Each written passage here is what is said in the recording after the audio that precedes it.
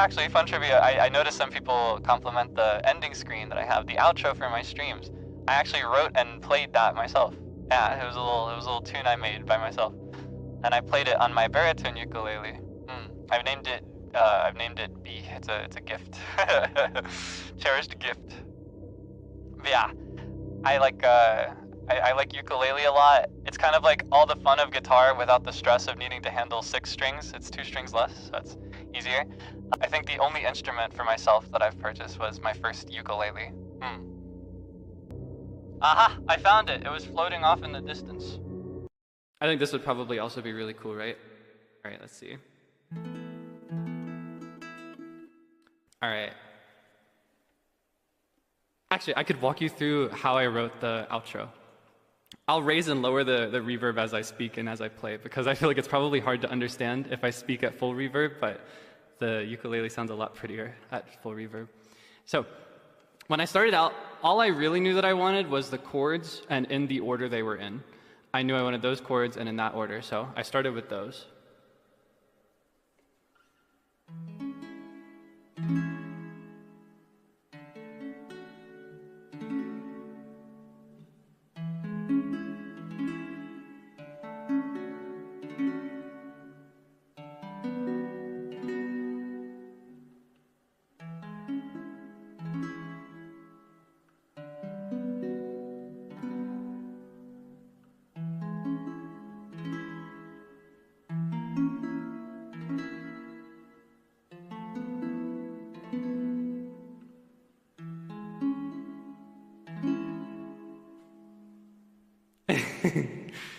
So I knew I wanted those, but I wasn't sure how I wanted to play them yet.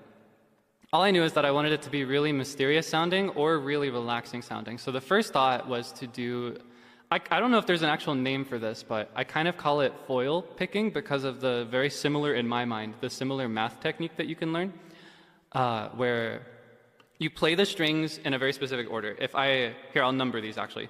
So if these strings are numbered 1, 2, 3, and 4, from closest to me to furthest away, you play it in the order 2, 3, 1, 4, 1, 3. 2, 3, 1, 4, 1, 3, 2, 3, 1, 4, 1, 3. So it sounds like this. So that was my first thought. So it could have sounded something like this instead.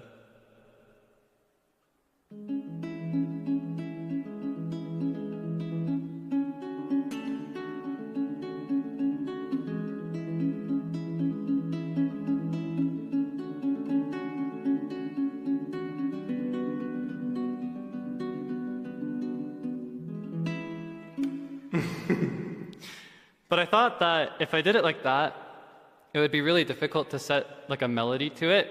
So I opted instead for a bossa nova type style of like 1, 2, 1, 2, 1, 2, 1, 2, 1. And this is where it might start to sound more familiar.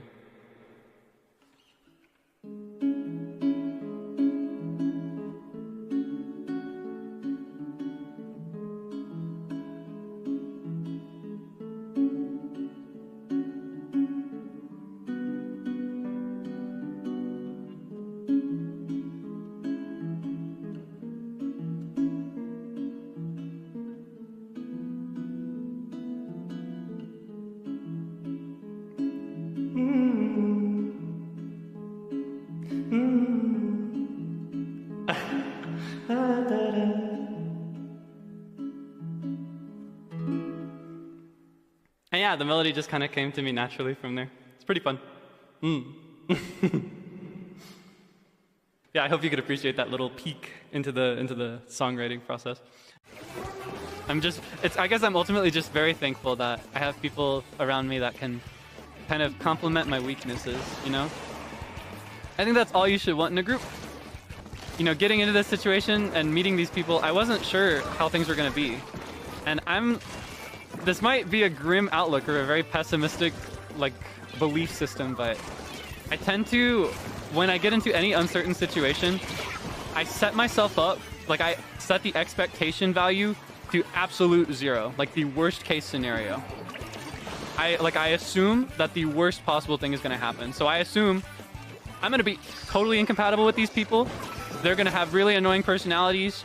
They're not going to want to do anything that I want to do, etc. Like I assume all these things are going to happen. so that whenever something slightly okay happens, it's like a big upgrade, right? So that way I'm always happy. I'm always happy about whatever happens. But I feel like I set myself up for like total euphoria with this group, right?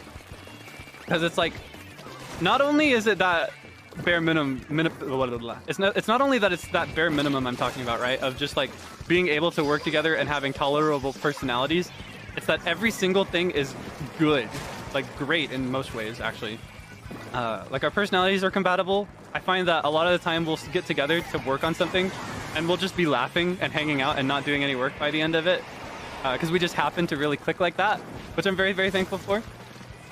We have very similar goals, which is really good because that means that when we are working, we can aim for similar things and we can't, like we won't get in each other's way with it, you know? We all have very similar values as well, aside from our personalities. Very similar standards for each other and for like knowing other people. And yeah, we're just, I won the lottery. It's the closest thing that I can liken to a miracle for me. I'm endlessly thankful. I don't know if that's like too real or anything, but yeah, I'm very, very thankful. It starts with Skyward Sword, and then there are a few games in between that and the Junction. The Junction is where the timeline splits. Yeah.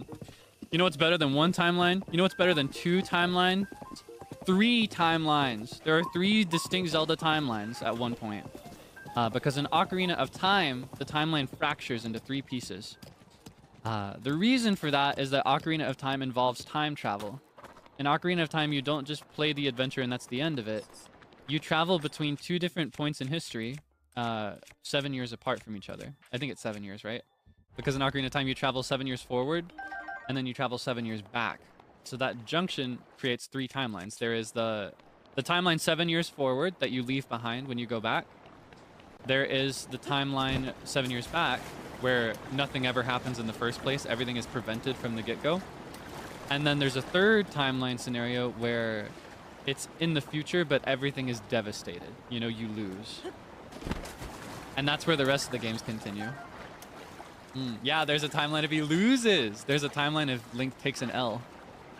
Which I always thought was really, really cool. I don't know, I know I talk about how I just like to play things that are very uplifting and happy, but I also really, really love tragedy in fiction and storytelling, so... I love that there's a string of about 7 Zelda games now that are dependent on the scenario where Link loses and the world is devastated by that loss. My vision for a super cool Zelda game, my dream. I dream of this. I've dreamed of this since I was a tween. You ready for this? I want a Zelda MMORPG in the style of MMOs like Final Fantasy, where you can play as a Zora, you can play as a Goron, you can play as Gerudo, etc. And each one has a sub-race as well. Because across all the different Zelda games, the races are slightly different. For example, in some Zelda games, Gorons live in the mountains. But in other Zelda games, they live in caves. That's like 2 distinctly different ways of life. My vision for it is that Link and Zelda get sealed in amber or something. You know how Zelda seals herself in amber at some point? I dream of a reincarnation of Hylia where she's just sick of it. She's been through this timeline stuff, she's been through all this reincarnation, and she doesn't want to do it anymore. So they get sealed in amber. So the Triforces of wisdom and courage, they're both sealed away and they're unused. So the people have to rise up. You know, the regular non-Triforce wielding people. And that'd be the pretext for the MMO. You see my vision?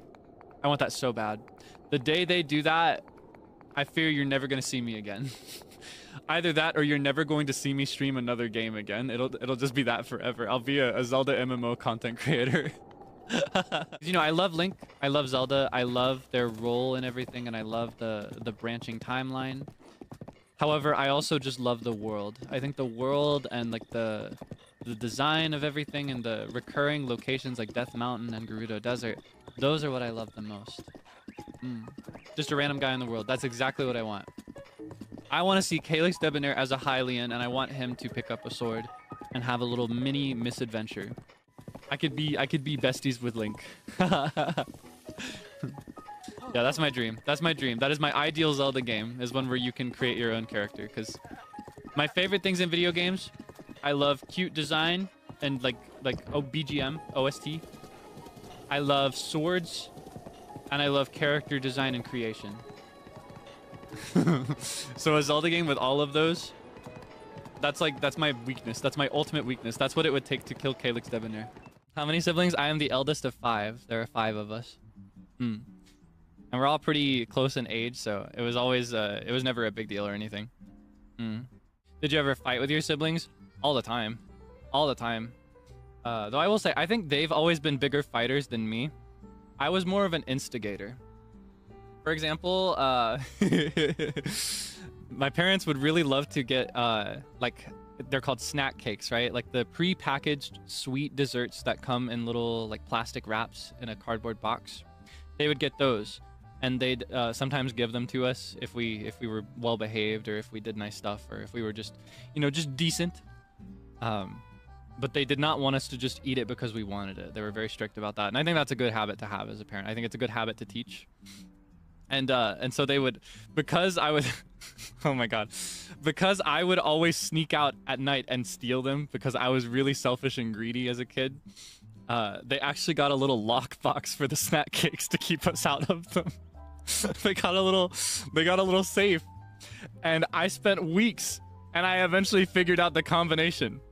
But I didn't want to get caught anymore. So what I would do is late at night, I would get one of my siblings who was still awake. I'd be like, hey, listen here. If you go to the lockbox and put in this combination and bring back 3 snack cakes, I'll let you have one of them. And because they were young and gullible, they would always do it. And then, oh, I feel so bad. And then when they'd get caught sometimes, they'd be like, Kaelix told me to do it. I'd be like, I don't know what he's talking about. He's lying. He's throwing me under the bus. I was terrible. I was so mean. I was a terrible kid. I was so evil. I didn't learn empathy until years later. I was so wicked. I was the worst kid ever. No, I was a terrible brother when we were little. I think I stepped up to responsibility and became a lot nicer and a lot more doting later on. I think around around 13 was when I started taking my position as the eldest a lot more seriously. But yeah, no, when we were all really little, I was evil. I was a schemer. I was wicked. They were my pawns, and they all played into the part willingly and enthusiastically. They did whatever I told them to. Okay.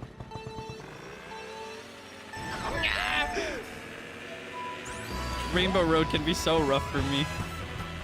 I'm the type that always bumps into like the railings in Mario Kart. So I get a little jump scared sometimes.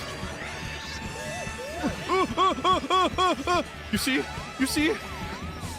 I can't do it. Okay. No, the falling is so frustrating, right? No! What? What? No, I can't stand for this! Oh my god.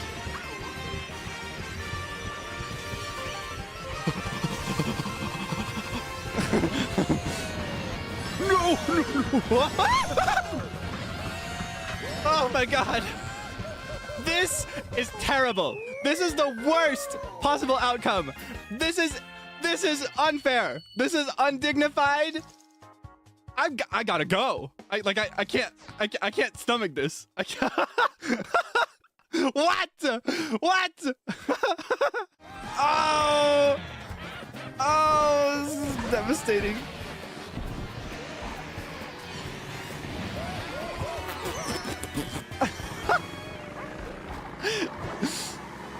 Sometimes life tests me. Some things in life are tests, you know? Life is just a series of tests.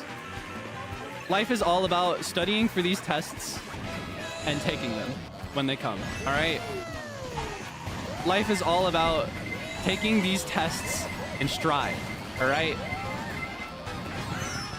Life is all about just getting through it, making everything happen. You're in control of your destiny. You are the one who decides your future, all right? There's a lot of hopelessness out there in the world. I need you to know, you are the one that crafts your tomorrow. You're the one responsible for that. All right? I want you to remember that. No matter what, you are the one that molds your future. You can mold it into a really gorgeous sculpture, or you can mold it into a pile of poop. That's under your control. All right? Everything's great. The world is full of hope. Isn't that cute? Look at that map. It's Yogi. Yogi. Whoa! It's so fast! Wow! Ah! Ah! Please. Oh. Wait, was playing 200cc the strat the whole time? Should I have just been doing it this whole time because it's unplayable?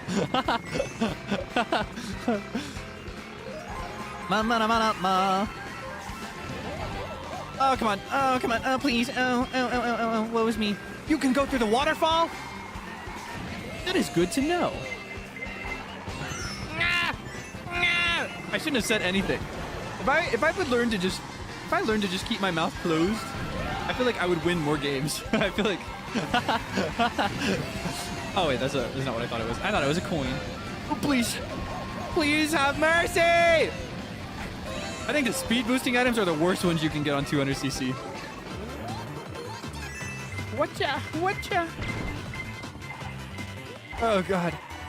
Because then it basically feels like you're on 250cc. Ah!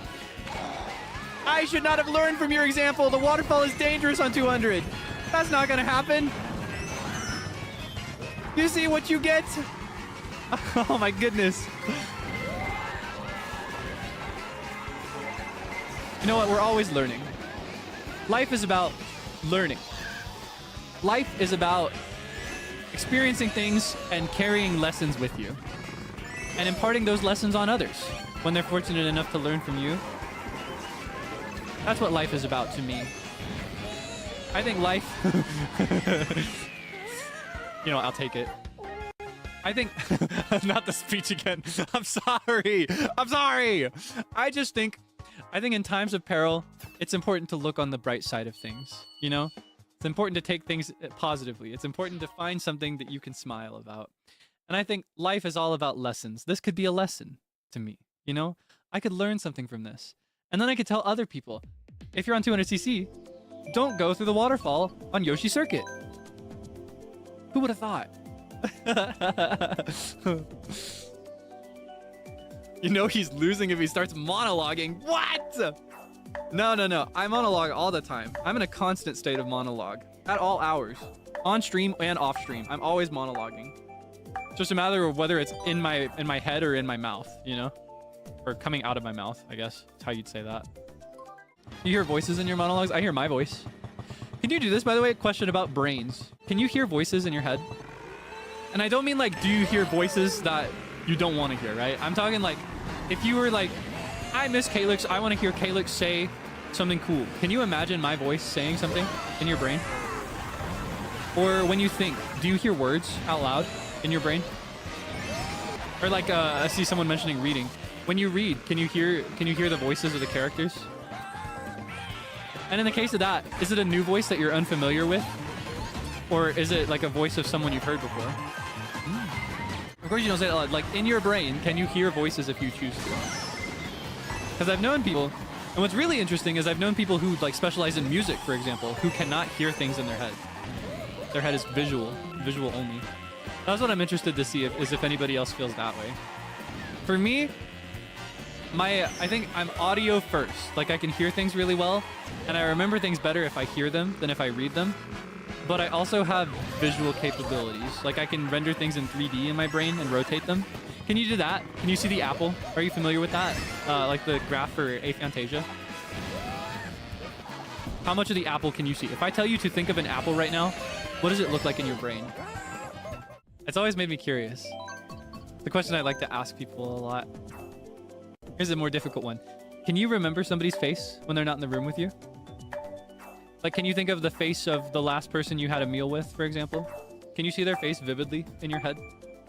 How vividly can you see their face? Does it look like them? How about this? Can you imagine words? Like spelled out words? Can you imagine writing, visual writing in your brain? Can you think in written words? Sorry for all the questions. I don't know. It's one of those things. I'm very deeply curious about anything different than what I've experienced and what I'm ever gonna experience, you know? So I always have questions like, there are a lot of places that I've never traveled to, so I don't have any idea what those places are like. I have a very inquisitive mind when it comes to this stuff. It's not fun. I can imagine, right? I can imagine, but how not fun is it, right? Or not how not fun, but like, in what way is it not fun? What kind of not fun is it? Because I imagine it's really distinct, right? Like I've never felt anything at that part of my body, is my idea, right?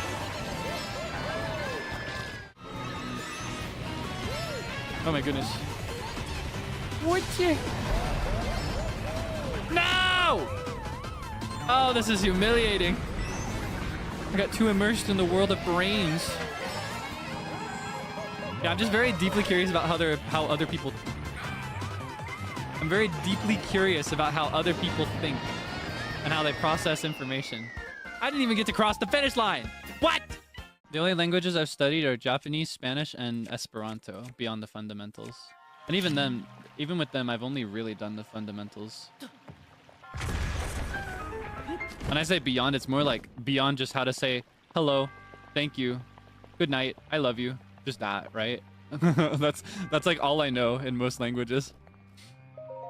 Esperanto. Ĝi estas tre facila lingvo, Esperanton. Yo... No. I almost spoke Spanish there, because Esperanto is a conlang made by... what is his name? I think they just call him Dr. Esperanto, even.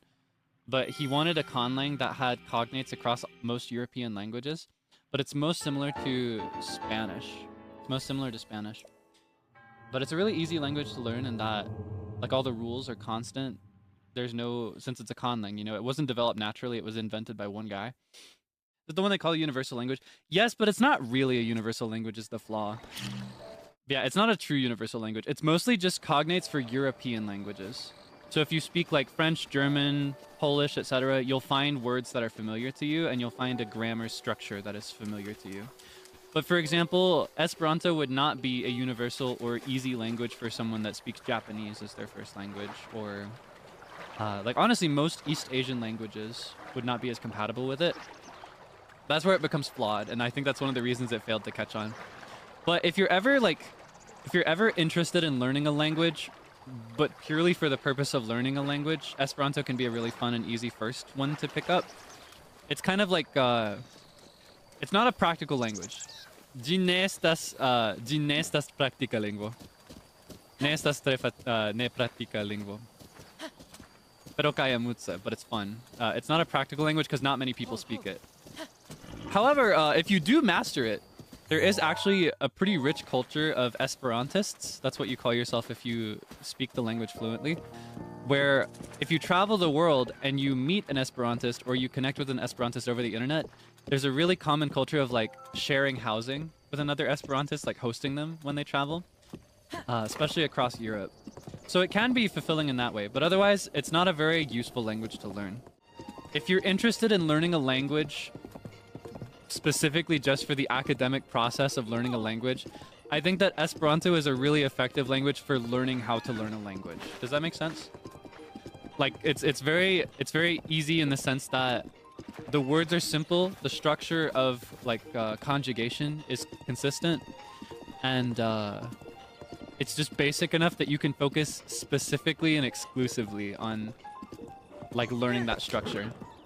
And if you develop any learning strategies with Esperanto, you can then carry those over to what I would consider to be an actually practical language to pick up.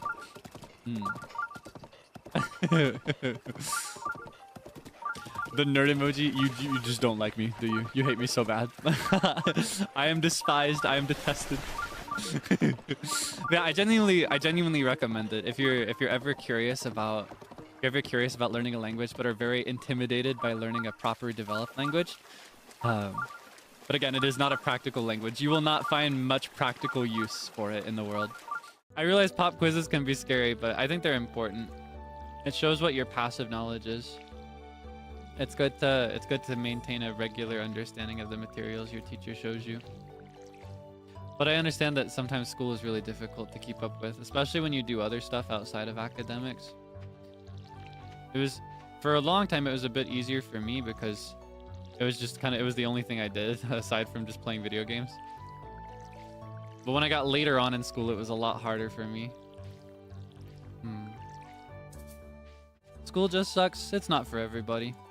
I think everybody has different things they're good at, different strengths, affinities, and weaknesses, you know?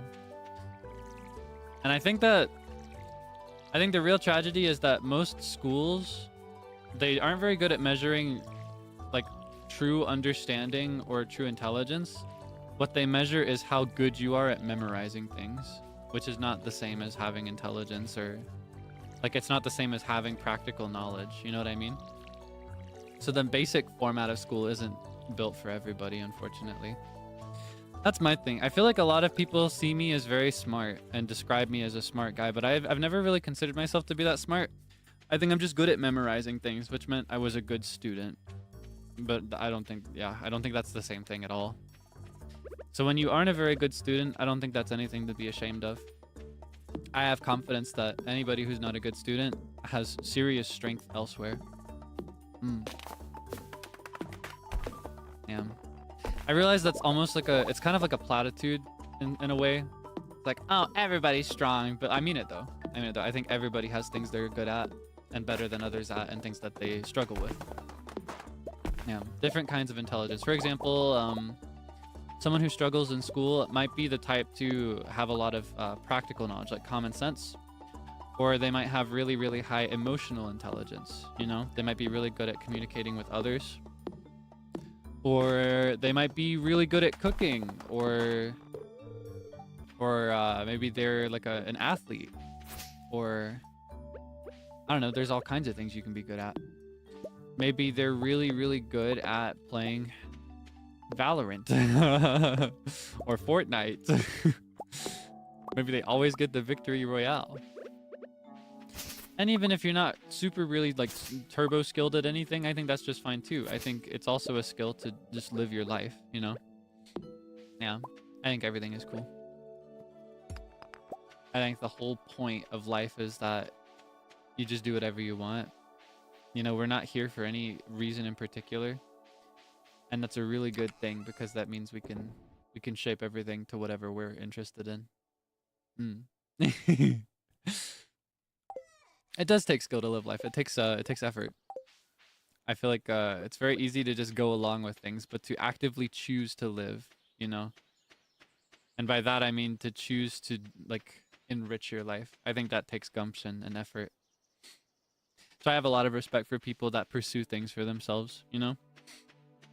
Rather than just going along with things, which is also okay. It's also cool to just go with the flow. But people that pursue the things they're interested in, or, you know, work towards a cause that they feel very strongly about. What's the difference between a silly person and a stupid person?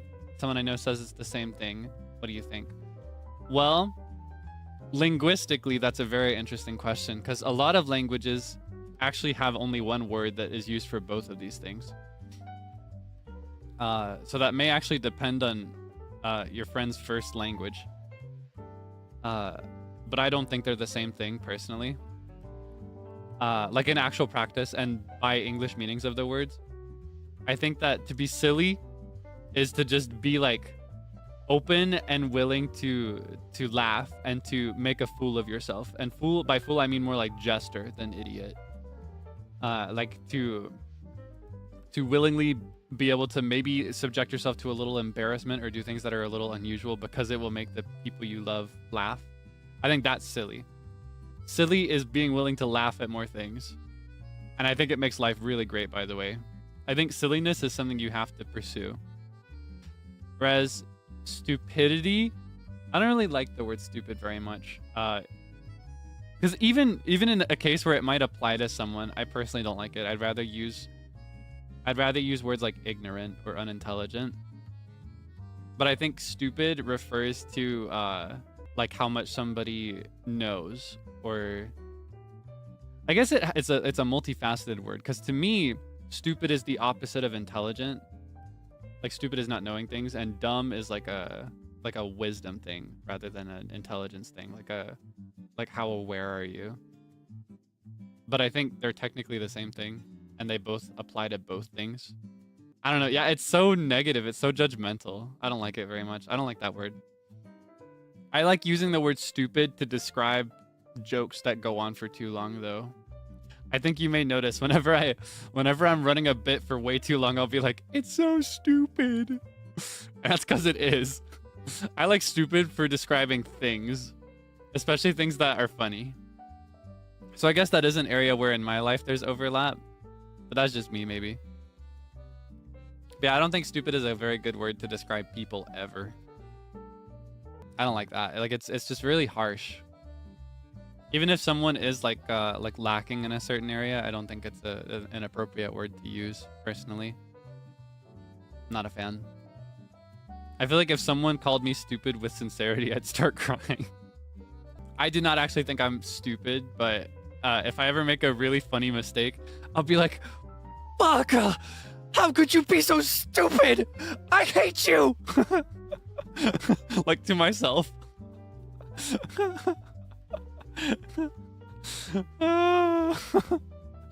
It cracks me up so bad. There's something about someone very obviously insincerely calling themselves stupid that makes me smile. That's funny. I think that's fine. That can fly. But I think calling anybody, including yourself, stupid with sincerity is bad. How could you be so stupid? I hate you. I do acknowledge that you're usually taught to do like, first you do your rough outline, then you do your actual outline, then you turn that outline into a rough draft, and then you turn that rough draft into a first draft, and then that first draft becomes a second draft, and then a third draft, and then you finish it. I don't do that. I start with a blank page, and I begin writing the final draft, and I proofread it as I go, and then I finish. The end. That's how I write. That is how I work, but maybe that's just me. There is actually like a word for this that I've learned. The former would be called top-down thinking. It means you start at the top and you work your way down, or specifically you start with a very broad picture and then you gradually zoom into the details, right? The opposite is less common. It's bottom-up thinking. I am usually a bottom-up thinker. This means that you start with the minute details, and rather than zooming out, you just kind of move left to right, if that makes sense, until you have the entire picture fully like done with all the details. I'm a bottom-up thinker. I start with the fine details. Sometimes it's a strength, sometimes it's a weakness. It goes both ways. Same for top-down thinking. It has its strengths and weaknesses. I think, for example, top-down thinkers are generally really good leaders. They're really good at like planning a lot of the time. Bottom-up thinkers are better at like executing or following. Usually they're better at like following an order that someone has given them and then, you know, putting all the details into practice. It depends on the context though. Yeah, sometimes with that line of thinking and with that method of writing, I get caught where, you know, I don't really write with an outline anyway, and I don't know exactly what I want the details to be, so I don't see them. They're not there. So I spent a good 5+ minutes of that last 20-minute section just staring at the page like,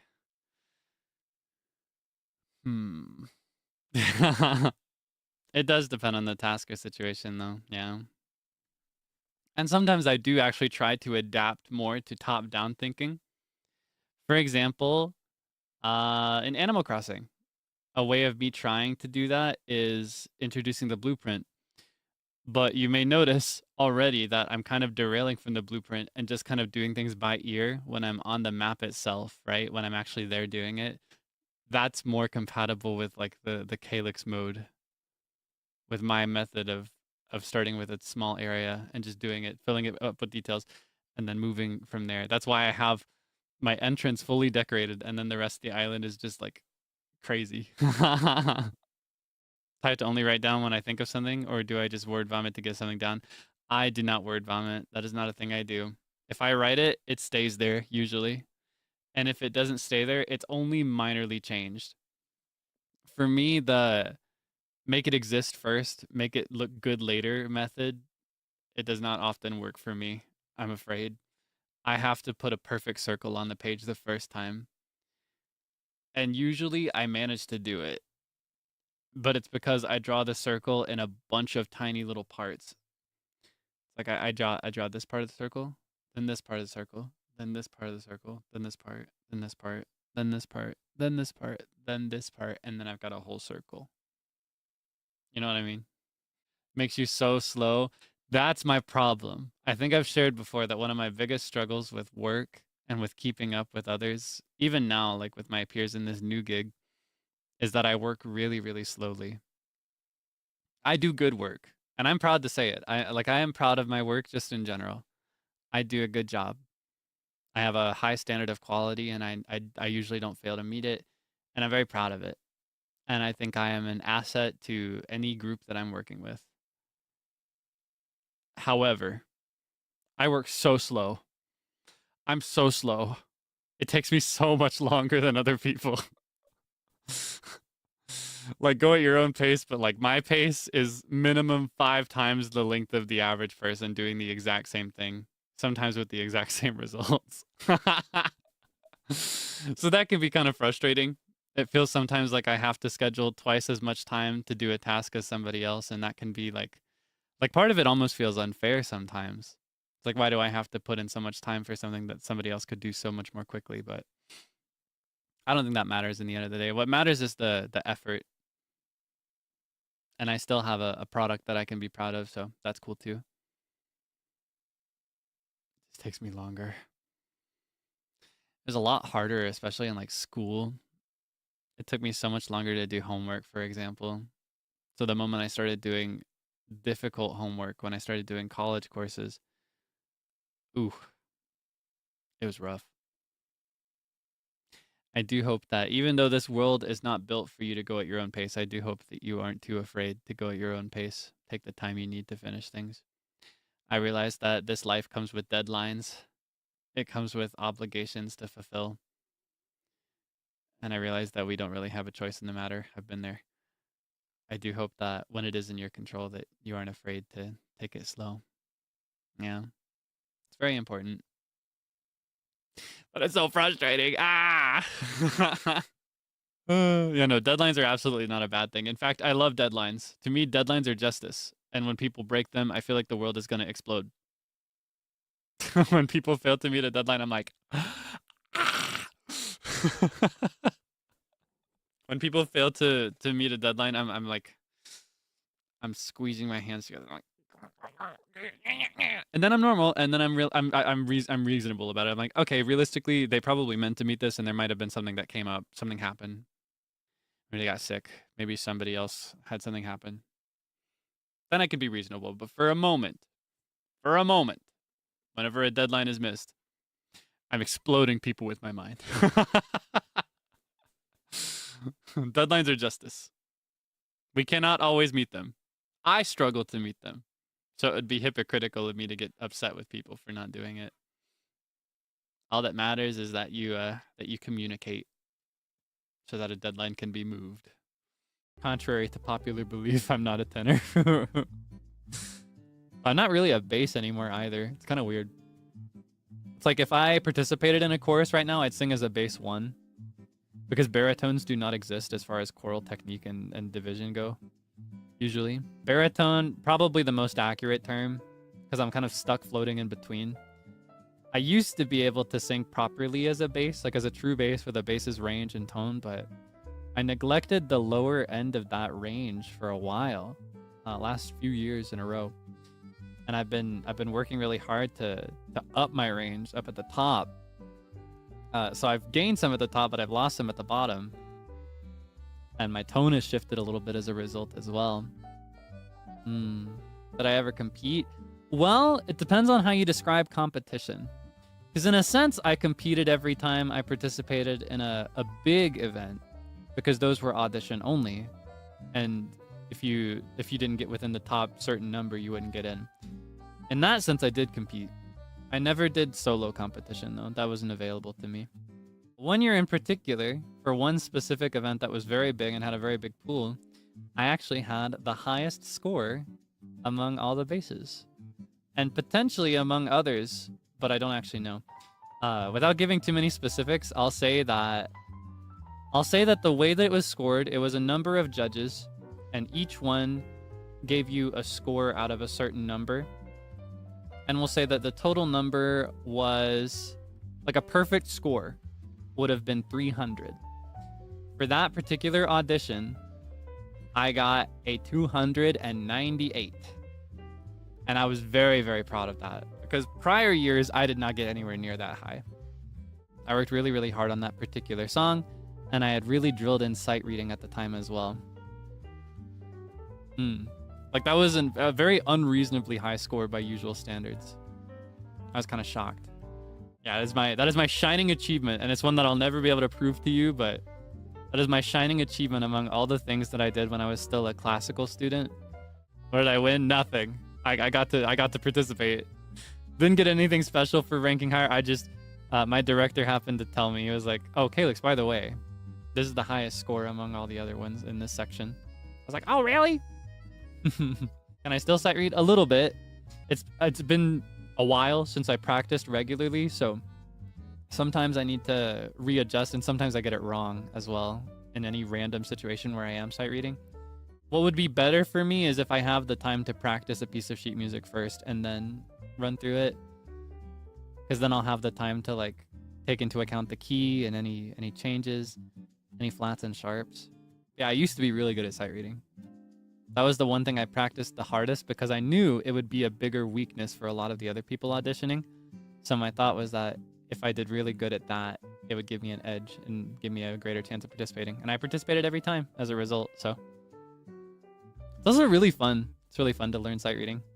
It's a little complicated as a vocalist compared to doing it as an instrumentalist, I'll say, because I have some experience in both. I think a saving grace of sight reading as an instrumentalist is that you know exactly what sound is going to come out when you do a certain, like, for example, a certain key.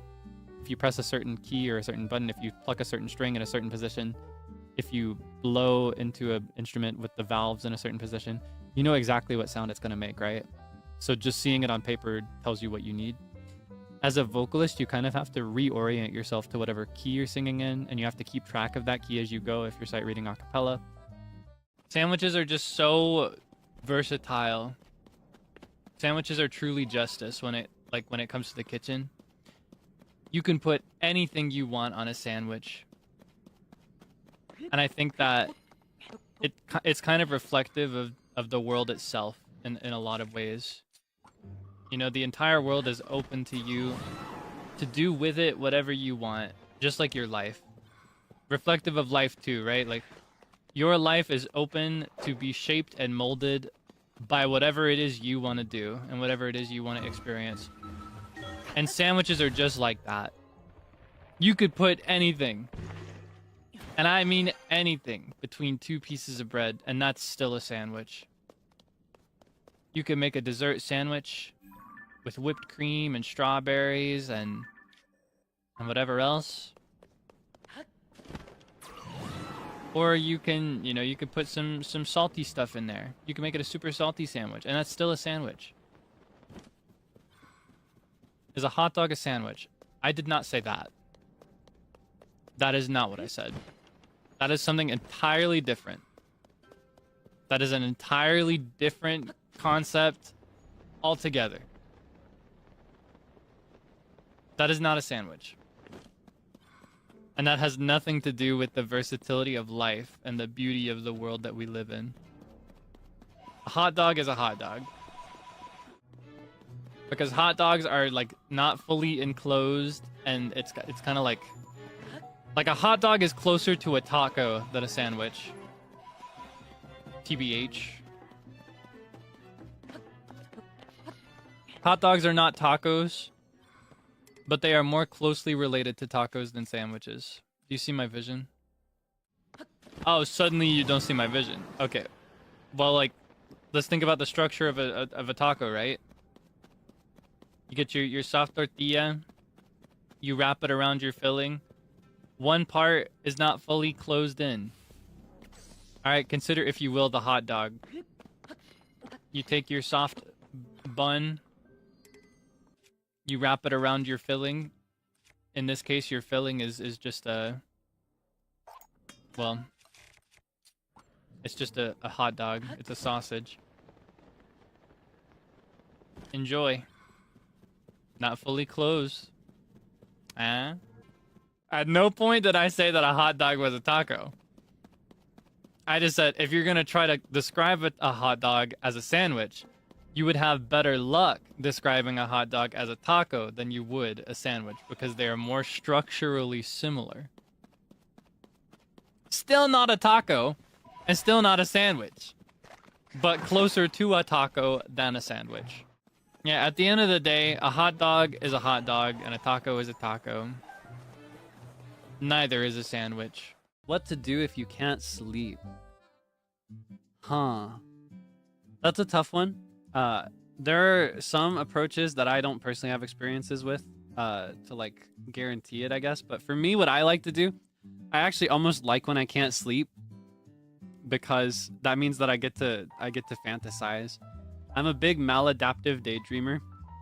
I say maladaptive because I only recently learned, like last year, that that's not necessarily a good thing. Wherein I love to just like, rather than doing things and rather than putting in the work elsewhere, I love to just lay in bed and imagine things that aren't real. I'm kind of able to just play out any fantasy in my mind that I want to. If I want to be like an elf, or if I want to be like a merchant or a blacksmith, or if I want to be a whale, I can kind of imagine that really vividly in my mind. What I'll do is I'll lay in bed, I'll close my eyes, and I'll almost like develop a screenplay, you know, wherein like I'm enacting my fantasy, I'm developing it brick by brick. But if I don't like something as much, I'll actually rewind and do it from the beginning and go back to that point with the new change in play until it's perfect.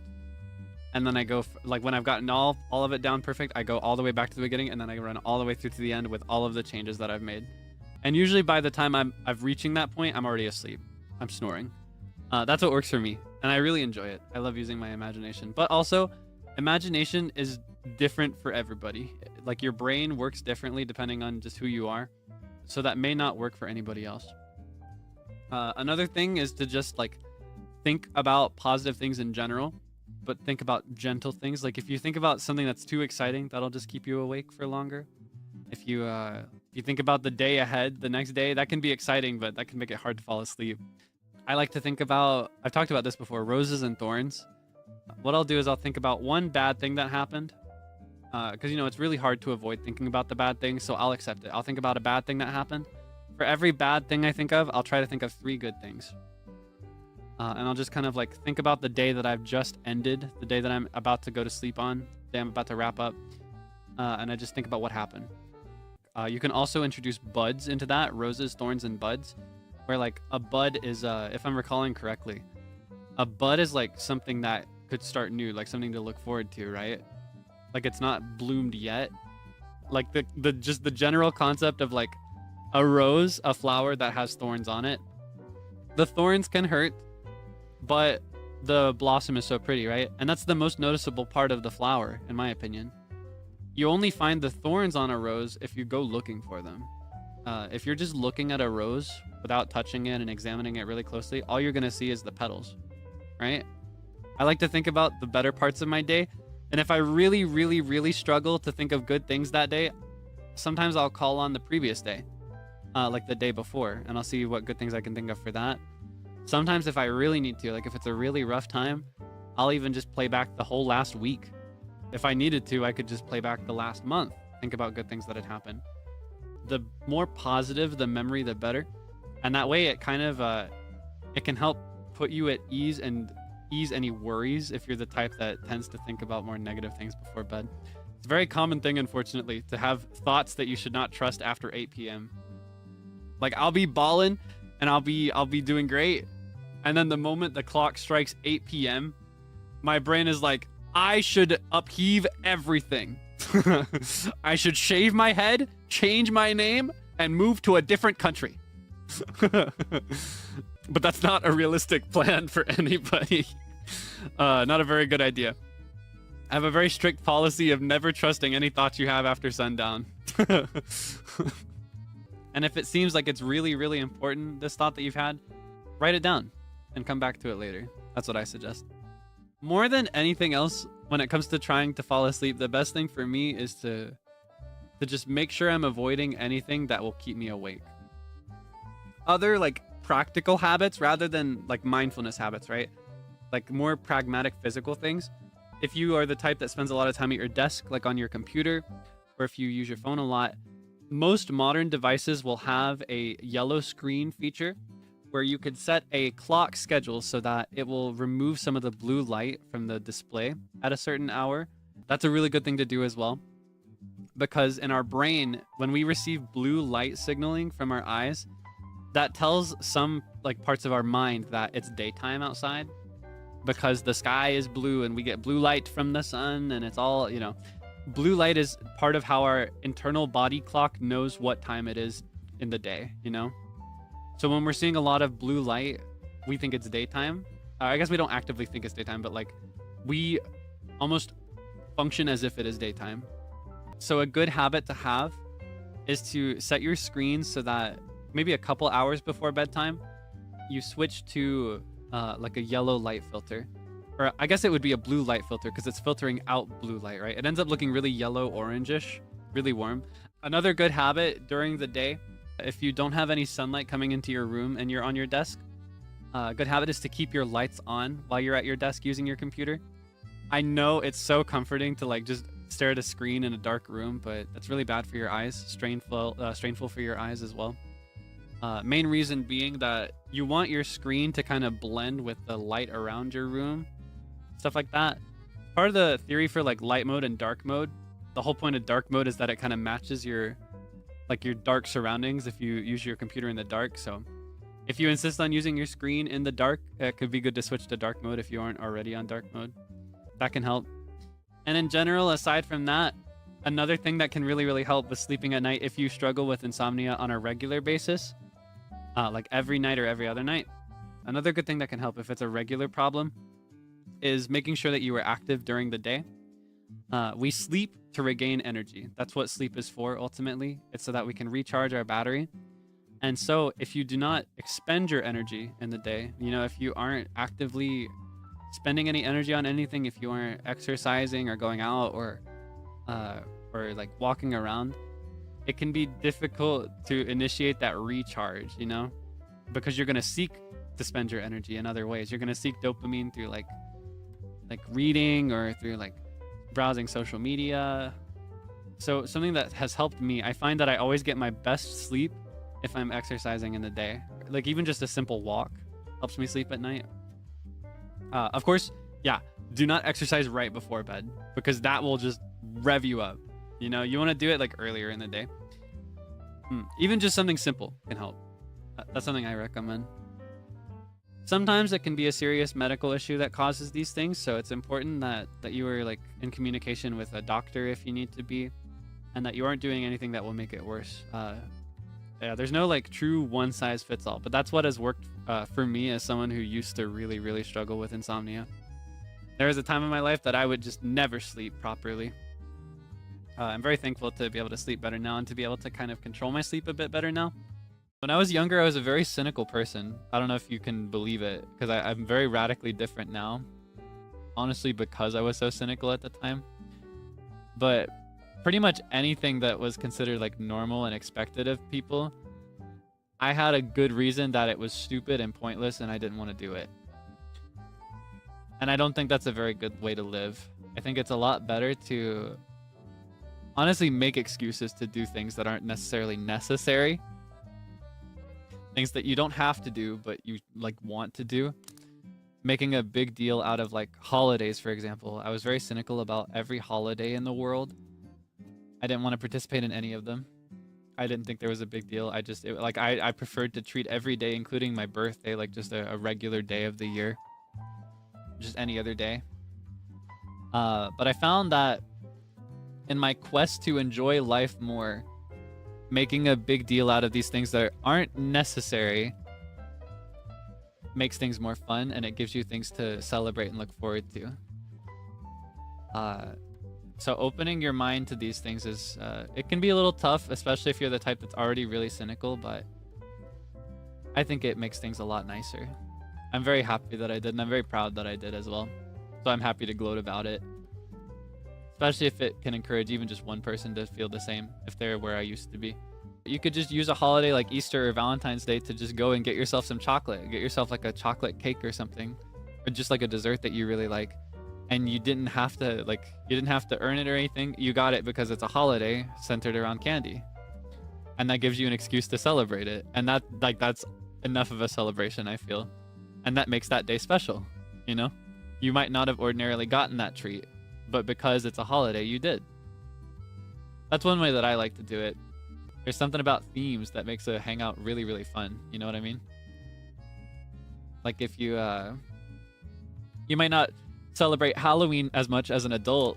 I think that once you reach adulthood, you're not allowed to celebrate Halloween anymore according to the laws of adulthood. Except you totally are, and those laws are totally made up. And if you want to, you could like get all your friends together for a costume party, which is really fun. Right? That's a really fun time that if you remain cynical about it, you might not have had that good time. You know what I mean? That's how I feel. I think that cynicism is the enemy of joy.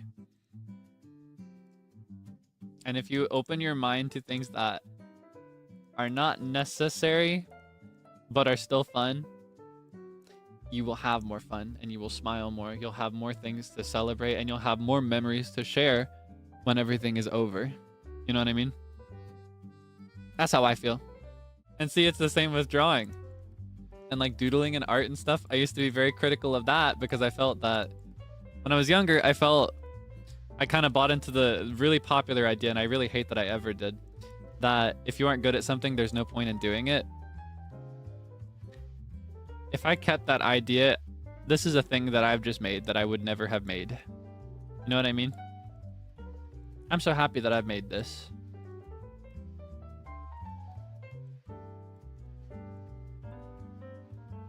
Isn't that cute?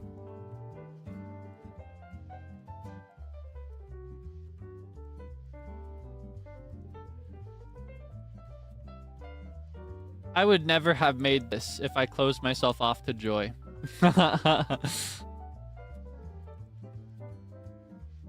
Now I have little monkeys holding flowers. Isn't that precious? Welcome yourself to joy. Welcome yourself to whimsy. That's my final message. Change the world. My final message. Goodbye. Could you teach how to breathe with a diaphragm or with the stomach? Some people refer to this as breathing from the stomach, but it is technically breathing from the diaphragm, which is close to the stomach. It's like in your belly, or just above your belly, rather. So when it comes to singing, or honestly playing any instrument, or at least anything that requires breath, like blowing into it, breath technique, breath control is everything. It's also really valuable for speaking as well. If you ever want to become like a public speaker, or if you ever want to become an actor or anything like that, this can also be very helpful. Helps it so that you can speak for longer, do more stuff. So generally when people breathe, they will breathe through their nose, right? You're probably breathing through your nose right now. And if you're going to breathe through your mouth, a lot of the time it can be very shallow. That's what we'll call like breathing through the throat, very like you feel it in your throat. When it comes to breathing with diaphragm, the way that it was taught to me that made it click for me was imagining almost like if you'll stand up or sit up straight and you'll hold your arms down at your side, just parallel from each other, down at your sides. And then as you breathe in, imagine that they are a bag that is filling with air. like expanding out and going up. Your arms go slightly up at a diagonal, and then when you breathe out, it closes again, like it deflates almost. With that, you want to imagine that the air is coming straight from the base of your chest almost, like. And the real tragedy is that it's hard to demonstrate audibly for you because the way you know it works is that it's a lot quieter. It's a much quieter form of breathing. Because breathing through the throat or the nose, you can very audibly hear that, right? Like, you know, very, very audible. But if I'm breathing from my chest, if I'm breathing from my gut, from my diaphragm, I'm going to get really close, but I don't know if you'll hear it. It's much more subtle. It's...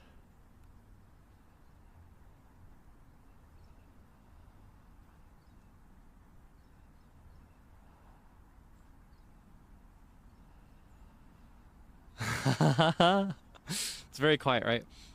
But it's a much deeper breath, and it goes a lot further. Is it through your mouth or your nose? It's through your mouth, ideally. You should be breathing through your mouth. You can do it through your nose, though. I realize you can't hear me because it's almost silent, but anyway, what I'll do is I'll breathe in as deep as I can through my throat rather than through my diaphragm, and then I'll hiss for as long as I can. And then to demonstrate it, I'll do the same thing, but breathing from my diaphragm. So for now, I'm just going to breathe like I normally would. This happens a lot when I'm singing. It's like a bad habit that I need to get in check, but I'm just going to take a deep breath.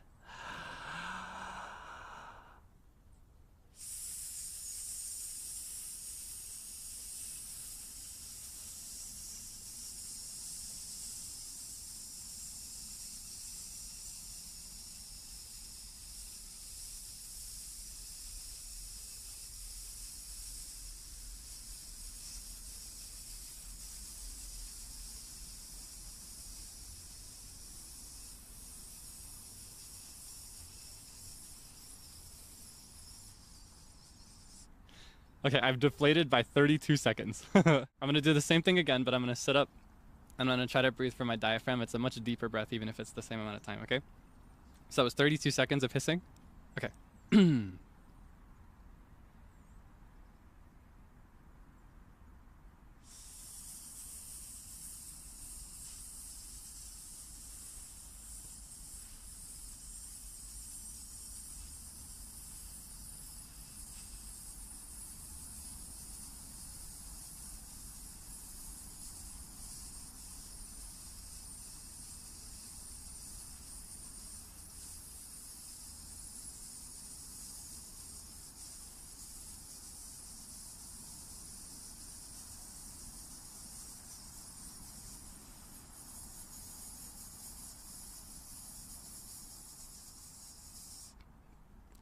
That brings me to 39 seconds before I tap out. Honestly, if I was standing, I could probably go several seconds longer. So it's a much deeper and it's a much healthier form of breathing when you're a performer. Of course, holding your breath and hissing is a lot. They're very different from each other because you're actively expelling air this way. Another thing I was taught is you place your hands on your stomach so you can kind of feel the expansion at the base of your chest. And rather than expanding your arms, you kind of bend your elbows slightly differently. Like I don't know how to explain this, but you'll just, honestly, it's all about feeling. That's so hard to explain when you know that you've done this right. Sitting and standing are very, very different when it comes to vocal posture. Standing is always best. If you've got like a really important performance, it will always be done better if you're standing straight up. So when sitting while performing, it's best to sit up as straight as you can. Yeah, you do not want to gasp. That's a really important distinction as well. It's a very gradual intake of air. If you're gasping for air, it's not going to be as deep. I will say that exercise is a way to train it so that it can get deeper over time. And that was also just a demonstration of like the difference between shallow breath versus like a good deep breath. It's like you genuinely have to imagine that your chest, that your stomach especially is a good way, an even better way to visualize it, that your stomach is expanding, like boom, boom, like a balloon almost. It's generally one of those things you feel. Like I almost want to like reach over and like touch to show what I mean, but it's so hard. You know what I mean? That's the best way I can explain it, honestly. It's all about feeling. Just visualize where the air is coming from.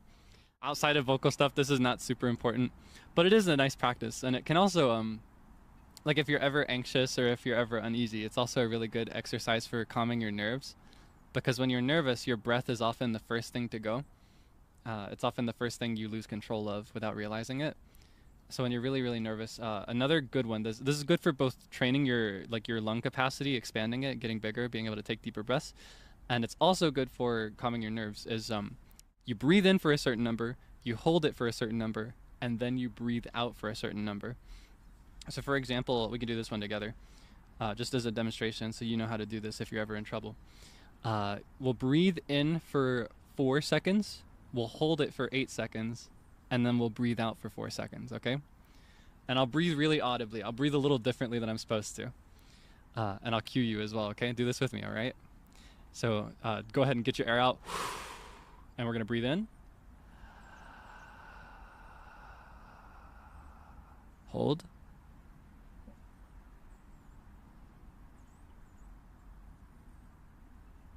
And breathe out.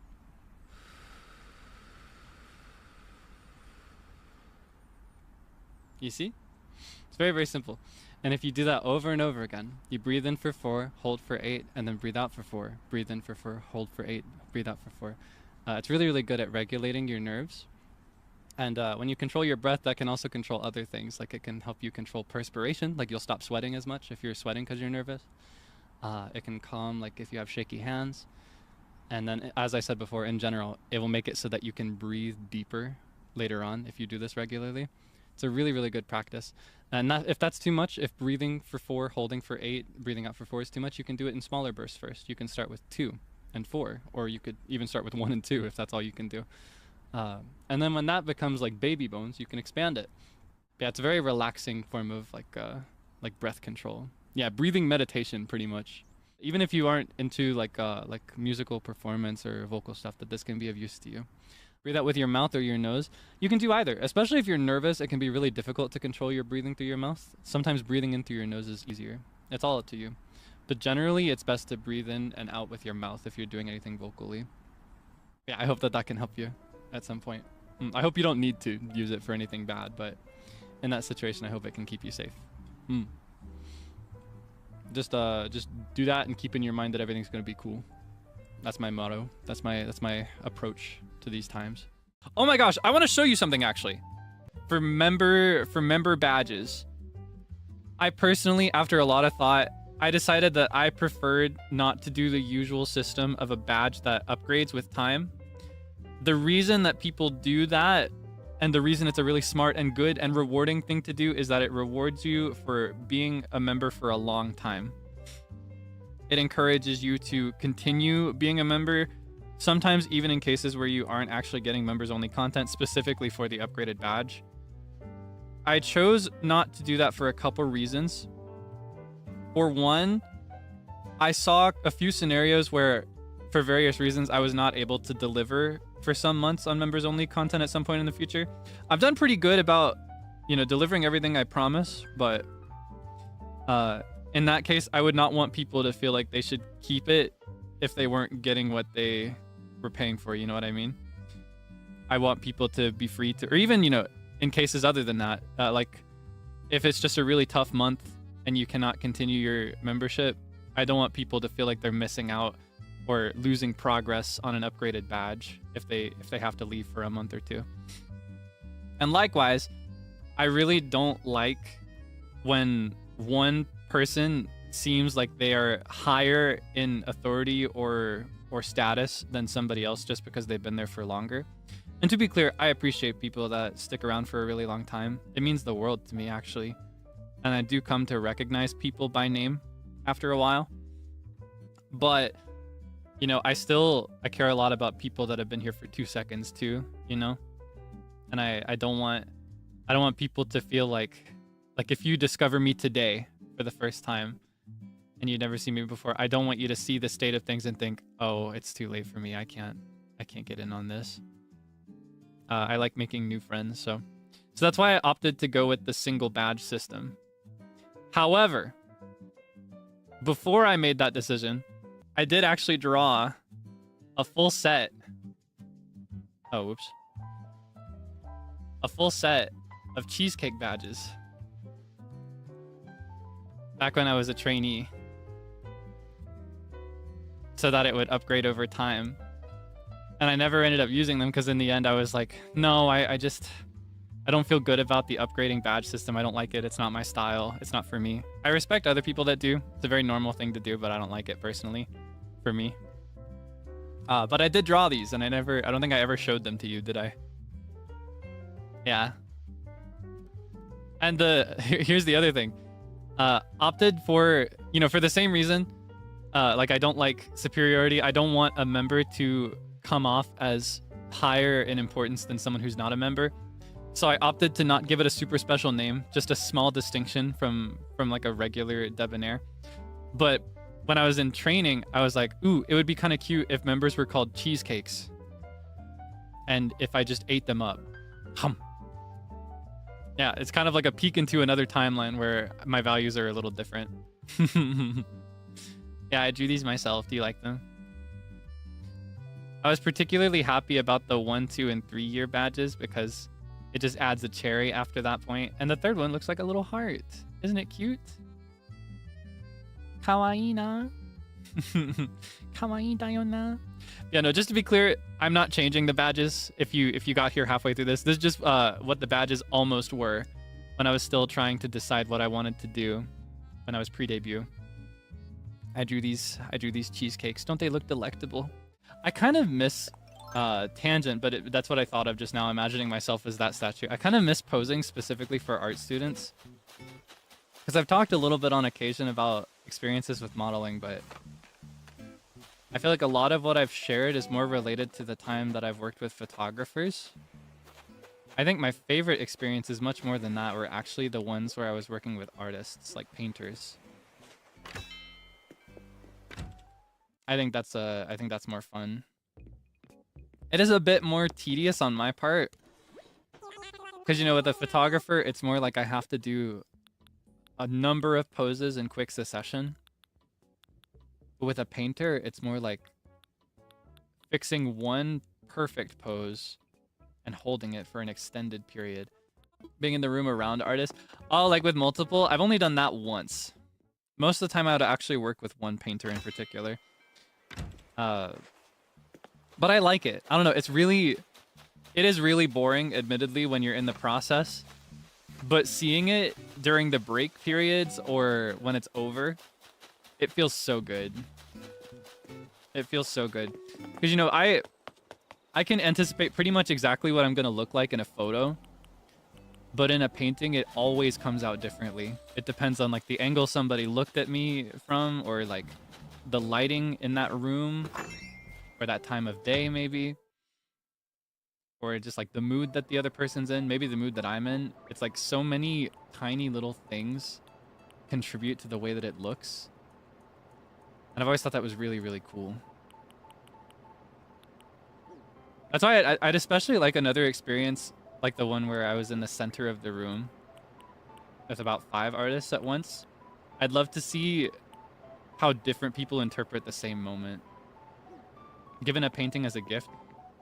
I feel like I could have been given one once, but no. I probably had the chance to accept one if I had wanted it, but I insisted that they keep it. There was a situation where I mentioned that I worked more with one painter in particular. There was because a lot of the modeling that I did earlier on was when I was really, really young. Still a student, actually, pretty much freshly graduated or still a student in a couple cases. And the one that I worked with the most was also a student, an art student. And I would model for their works a lot. There was one in particular that I thought was really, really cool. It was like a surrealist painting. But I never did claim it. Yeah, I kind of miss that. I kind of miss that experience. I want to get better at Japanese. I want to do a lot of cool stuff in Japan someday. And I'd be able to hold my own and not rely on others as much. I don't want to be a nuisance to friends, coworkers, or strangers. If ever I travel to Japan, so I would like to learn what I can. Family member went to Japan and that's how she learned best. Honestly, I feel like that's how I learned best too. And that's why I'm not sweating it too much that I couldn't really handle getting a tutor anytime soon. As much as I'd really love that academic setting, and as much as an academic setting is really important for Japanese, like being literate, you have to study, you have to use flashcards, you have to do quizzes. But I do personally retain things very well when I learn it colloquially, like through conversation. When I learn it through interacting with humans who speak the language. And or like similarly situations where I say a word wrong and somebody is there to witness it. I remember that incorrect word forever and I never make the mistake again. Hopefully. Though even to this day, I've struggled with it for years. I sometimes will say, because you know, as someone who cannot speak Japanese efficiently or fluently, it is a very common thing for me to say, yomemasen.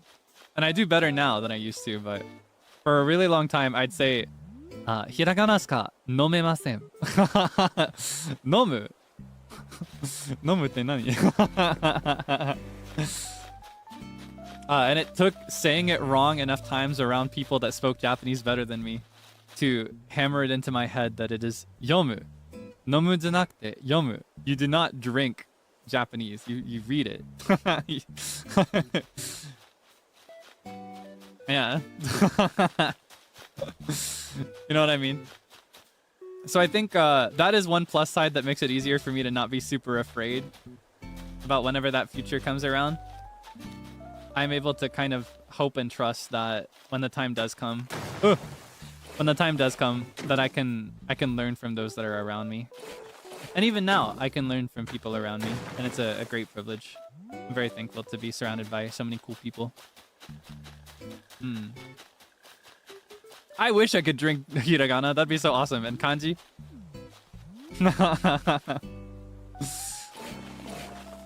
Kuremasu ka? Can I do that? Can I drink kanji instead of learning it? That'd be so convenient. Could you imagine if they offered words as a beverage? What would it taste like? It would depend on the word that you're learning. It would depend on the word you're learning, and it's like one word per beverage. It would be so unfair if you learned a bunch.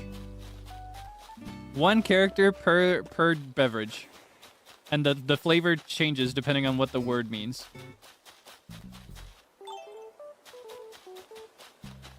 Unko, well, that would be a word you'd rather just learn normally, right? I don't want to know about that one. I'd rather not find out. I hope the day never comes that I know what that tastes like. I don't know what situation would result in that. I hope that day never comes for me, personally. You know, I have a curious mind. I like to explore. I like to taste things and smell things that I've never had before, even things that I think are probably kind of gross. I don't think I'd ever try that one. No, thank you. You can keep the unko beverage to yourself. What career did you want when you were growing up? I've gone through a ton of different fantasies over the years. When I was, let's see. I'm trying to think of my earliest one. I remember one of my earliest. The earliest one that I can personally remember that lasted a long while, like through all of elementary school and most of middle school as well. My dream was to be a composer for video games. I wanted to make video game music.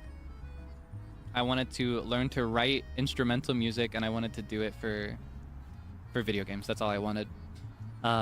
Around late middle school, early high school, that kind of transitioned into wanting to be a game developer, like just do the whole all-rounder package of like every stage of it. And then around the early middle portion of high school, that's where I started to shift into different directions. I started music training in middle school around 13, like vocal training. And then I started taking it really, really, really seriously around sophomore year of high school, because that's where I was starting to really see the results of that effort. I was starting to see a lot more of the rewards for the time I spent studying. So that's when I started thinking, oh, maybe I should pursue being a vocalist. you know? So there was a time throughout high school where I thought, I'm gonna go into opera. And then there was a portion where I was like, ooh, maybe I should actually go into musical theater. Maybe I could just work in like ensemble on Broadway. You know, maybe I could move to New York or something. There was a time when I wanted to just be a jazz singer for a cruise line. I wanted to like tour with boats and sing jazz for them. I had a bunch of different eras for a few years there where I couldn't decide what kind of vocal work I wanted to do, but I felt like I wanted to do something. But then junior year, senior year, I started to this is where I kind of hit my despair era. my bleak reality era. I was like, oh, these careers are terrible and unrealistic and I'm never gonna make it. Which is not necessarily true. It can be, sometimes it's what you need to think for yourself to choose a career that will like 100% work out. Because there is admittedly a lot of risk that comes into play with any kind of creative career. Even if you don't make it big though, I firmly believe that you can still make a living in creative outlets if you work hard enough. But sometimes it's kind of soul crushing, so it's not for everybody. But yeah, around that point I hit my bleak era and I was like, you know what, I'm gonna go into pre-med instead. So I took a ton of biology courses early through a college dual enrollment program. I took I probably shouldn't name exactly what the courses were, but they were all related to biology and human anatomy. I wanted to go into something medical. At the time I had a few thoughts. I thought of being an OBGYN, but then I was like, nah, I think that's probably not for me. I think it'd probably be better to just leave that to like for women to study, you know what I mean? And then I thought, maybe I could be an optometrist was another one that I had. I wanted to be an optometrist. I had a ton of different like little thoughts that I wanted there. And then when it came time to start registering for college, like applying to university, I just didn't end up doing it for a number of reasons. Most of them financial, to be honest with you, but it was also kind of like a directionless thing. I didn't know what I really wanted to do, and I felt like I never really wanted any of those medical careers. So I didn't end up going to university after that. And that's when I fell into the modeling industry. And now we're here. Now we're here. But I'm very happy to be here, honestly. I'm very happy that I didn't pursue any of the things that I thought of before. Because if anything had come to fruition, I wouldn't be here. That being said, I have a ton of respect for people that do pursue any of the careers that I've thought of before. Not just pre-med, because, you know, that's tough. Studying pre-med is miserable. It's miserable work. But also people that go into like musical theater, for example. I have a ton of respect for people that follow these things, follow these dreams.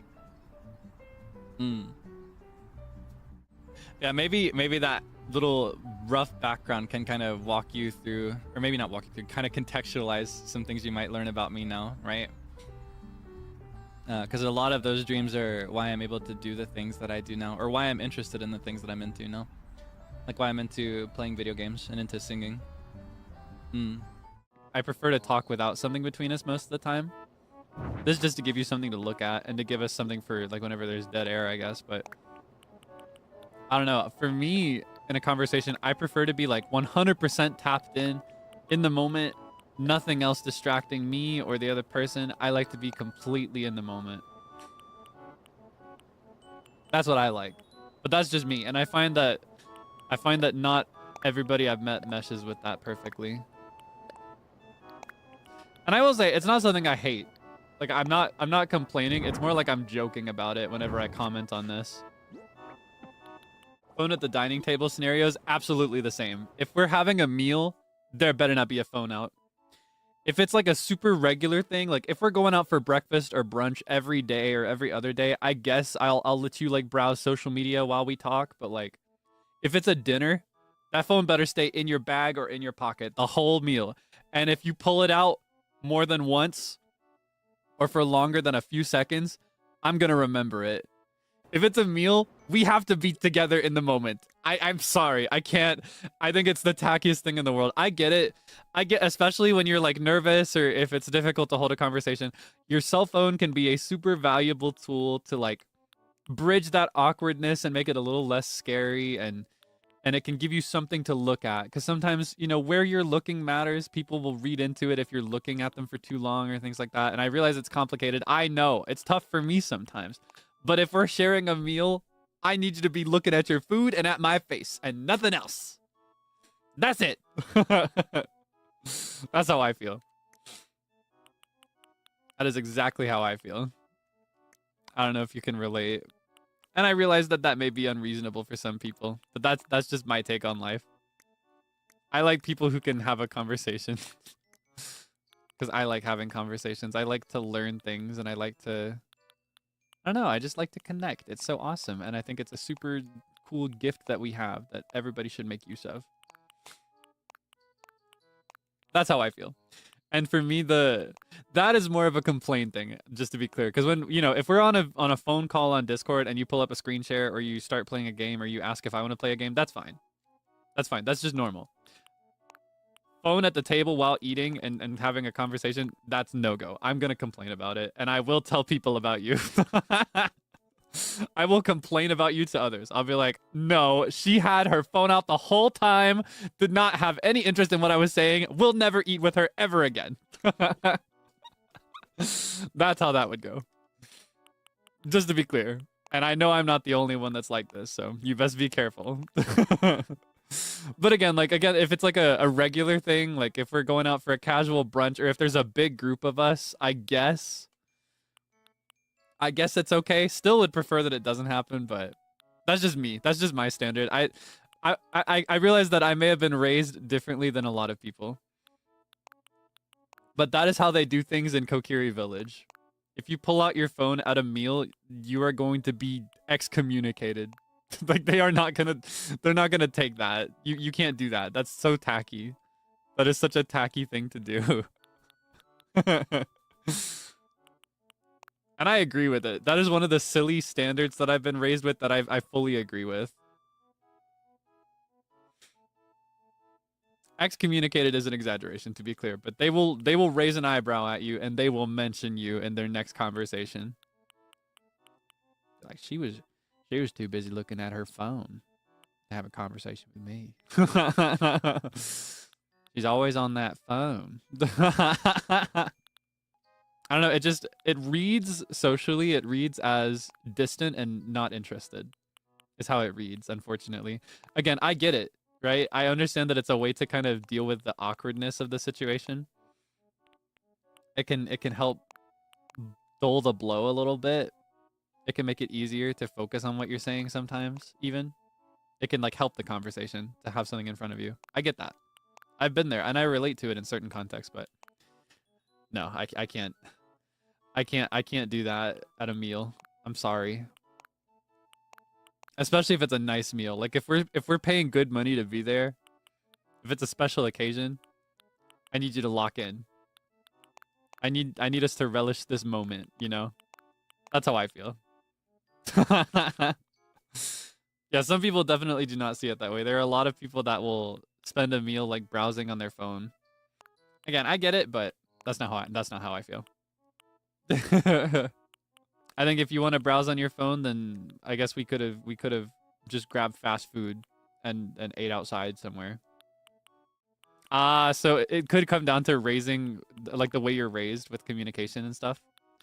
If you're raised in a family where, like, if you share meals at all, it's a quiet thing, or where everybody's just kind of doing their own thing, or if you're raised in a family where you take your own meals back to your room, I feel like that's a situation where you'd be more likely to do this, I feel. No judgment. I understand that it's like more natural and comfortable for people, but I personally hate it very much. I don't like it. I can't stand it, actually. You'd have to have a really, really good excuse, and I probably still would not accept it, to be honest. That's one of my, maybe that's a red flag of mine. I just don't have any patience for that. I'm showing you a side of myself I didn't want you to see right now. I hope it's not too scary. I just think meals are a very precious and important thing to connect with people over, and conversations are also very precious and important, and I don't know. I just don't have any room for impurities. If you could eat any food, real or imaginary, what would the food be? Your answer will tell me something about who you are. All right? If you say something like steak or, you know, lasagna, that's not the kind of answer I want to hear, but I won't judge you. Minecraft cake. Okay, see, we're talking. That is a good answer. Danjon meshi food. Excellent answer. These are the kind of answers I want to see. I asked because when I thought about it, what I came to was the feast from Spirited Away. I really want to have the feast from Spirited Away that turns you into a swine. I always wanted to eat that so bad when I was a kid. Yeah, I know that technically the feast from Spirited Away is literally just actual food. Like, they're just eating chicken and pork and stuff. They're just eating actual foods that you could have at the right place if you know where to shop for the food. But I just want it. I want that one specifically. Ancient fruit from Stardew Valley.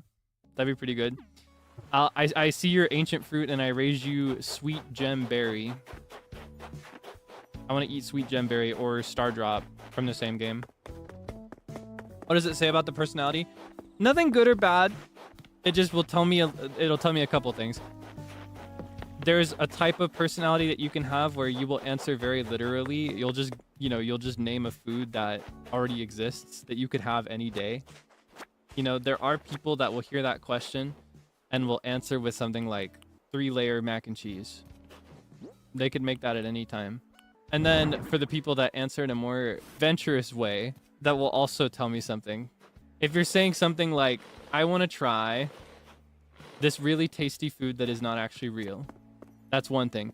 If you have a transformative, imaginative answer, but it's like, I want to try the gravel from this character's driveway in this show, that's another personality. You know what I mean? You thought about something that's not safe for consumption, then you fall into what I'd call that other category, the last one that I mentioned. There might be secret other categories that I haven't considered, but when I looked through the replies of people answering that question that person asked, those were the 3 categories that I found. There were people that were like, yeah, I'd go for this restaurant. I'd love this restaurant's food. If the foods already exist but are too complicated to make, would it be a different type? I guess rather than an entirely distinct 4th type, it would kind of be like a subtype of the first one, right? Because even if you couldn't make it, if it's a real food, then somebody could make it, right? You could go somewhere to get it, or to someone to get it. But it's still a little bit reasonable because it's harder, right? I get that. That's reasonable. Here's another of my answers that puts me into the... I think I saw somebody say this one. Puts me into the 3rd category because I agree with this. Rock roast from Tears of the Kingdom, Breath of the Wild. I want to try rock roast. The meaty looking rocks that Gorons eat. I want to eat that really bad, and I'll never be able to. It'll never exist. Because not only is it not real, it's like igneous rock. It's not good for you. It's dangerous. Alright, let's see if we can find anything on this side. These, thankfully, are the easier rocks, so I don't have to worry as much about them.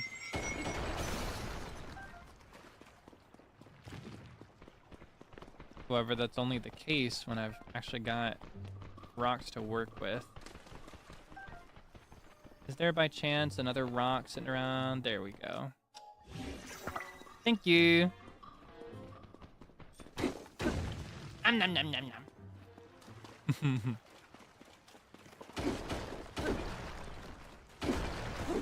Any more rocks? Ooh, nice. Ooh, nice. Holy moly. This place is like labyrinthine. Like there's so much going on here. Wait, what? Oh, I should have marked the town on my map. That would have been helpful. Oh well. I guess we're just gonna ball on our trip. On our way there. Oh. Oh, I thought maybe I could go up through this. It's so easy. Yeah, it's so easy to get lost in these places. Labyrinth, honestly, isn't even the most accurate term, because sometimes it's more like a maze. Sometimes it's got multiple entrances and exits. Do you know the difference between a maze and a labyrinth? A lot of people use both words together like they're synonymous, but they actually have their own distinct meanings. Do you know? Maze versus labyrinth.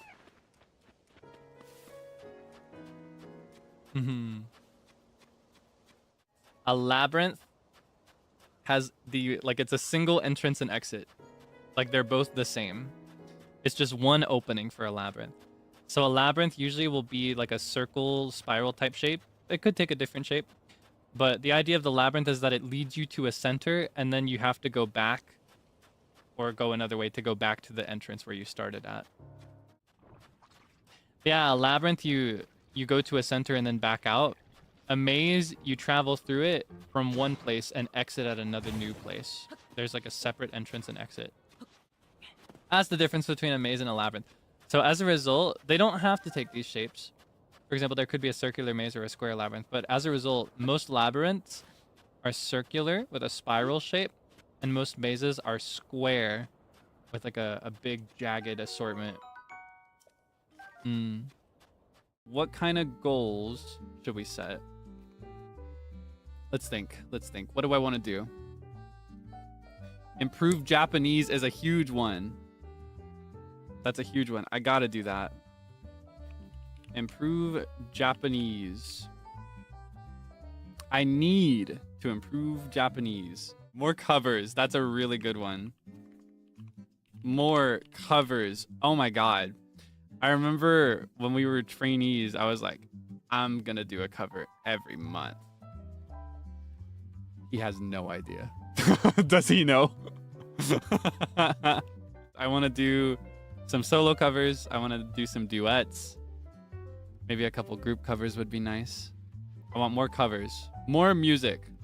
The reason I didn't end up doing it is because I completely replaced it with karaoke. I did not recognize at the time that you can't really have your cake and eat it too very easily. It's very difficult to have both.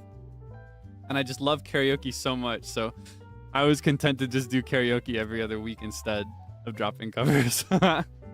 I'll see if I can do more covers, maybe less karaoke this year. Less karaoke, more covers would be nice. Here, I'll adjust the wording of this. Covers greater than karaoke. How about that? That's more realistic than just saying more covers. That is attainable. All right, what else can we do? Maybe suggestions for non-content related. Is there anything I want to accomplish in my personal life that I haven't thought about? Moving to Japan, not so much a resolution as much as a plan. So I'd rather avoid listing that one. That is something I plan to do.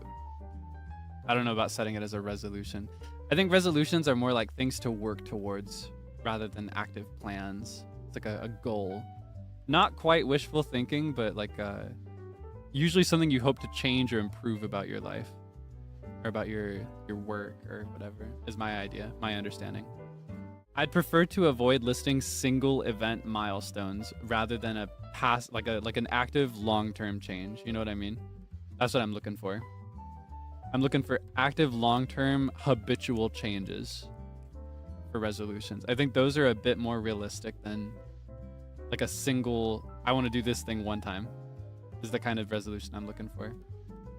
Maybe I should set a resolution to watch new things. I watched 3 new things this year. I would love to watch more new things. Watch more movies is what I'll say. Movies are more attainable than anime for me. It's like a one-time commitment. I can sit down and watch a movie. Yeah, I want to watch more movies. Not necessarily on stream. Personally, I don't know if this is disappointing. For watch-alongs, I prefer to watch things that I've already seen. Because for me, a watch-along, more than experiencing it together, it's more about sharing something that I really love with you. So for me, it is not as compatible to do a watch-along of something I've never seen before. because that's not what it personally means to me, you know? Do I have any bad habits? Have you noticed any in me? I wonder. We spent a lot of time together. I wonder if you've picked up on any of my nasty habits. Do I have any still? Sleep. Oh man, should that be my big health goal of the year? My sleeping schedule has been very inconsistent. That's true. In that case, since it's a health improvement issue, we're gonna do that at number 1 as my number 1 resolution for this year.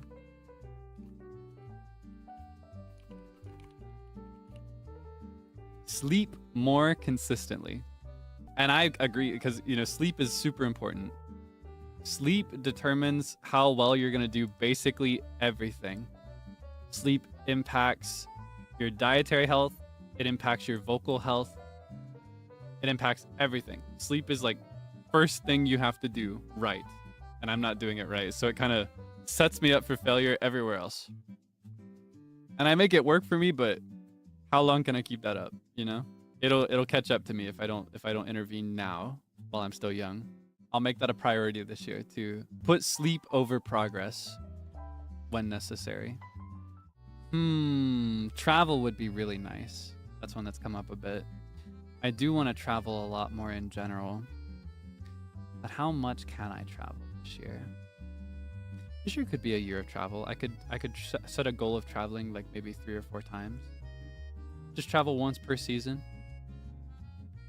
Yeah, visit new places, see new people. You know what? I think I will do travel as the last resolution. Because here's why. Travel can connect with a number of these. Sleeping more consistently here exists as a way to improve my work-life balance. If I set a priority to sleep normally, I will work a little bit less in a 24-hour period, which is very reasonable and healthy. You know, improving Japanese, that is so that I can do cool stuff when I'm in Japan, interact with cool people more. So traveling to Japan could be a way to improve that. I learn best by immersion rather than academic study, personally. I learn a lot more when I listen to other people and when I have to talk to other people with what tools I already have. So that could connect as well. I don't know about covers over karaoke, but I also don't know about watching movies. But travel kind of functions as a soft break. Even if I'm streaming when I'm traveling, even if I'm arranging something like an off collab, it also has like there's a form of a break in it. So that could also address the work-life balance issues that I've had the last few years. That could be nice. Yeah, and I can watch movies on the plane. You see how it connects? Oh my gosh, I could watch movies on the plane. Yeah, it connects perfectly. It rounds out the list so well. I think I'm gonna travel. Here, I'll write it as travel more. And I think I'll commit to these 5 things. See, these are pretty big things, all things considered. Committing to one of these would be a lot, but I will do my very best. And I'll rank them in this order of priority. My 2 big priorities will be to sleep consistently and to put an active effort in learning Japanese. A bit more of an active effort. I have been studying casually from time to time, and I have been actively trying to listen to more Japanese the last 6 months-ish. I want to say 5-ish months. But I want to put a more active effort. Maybe it's time to actually like get into Anki and forming like an Anki deck. Maybe I could pick up a couple other sources. Gotta lock in. In fact, hold on. Boom. Greater than or equal to karaoke. Rather than necessarily greater than. Greater than or equal to is probably more sustainable. So as I need to prioritize covers either as much as karaoke or more than karaoke this year is my goal. I'll try to watch more films in my downtime. This could also be a way to address the work-life balance issues. Okay, here's the strategy. I watch a Japanese movie on a plane on my way to Japan.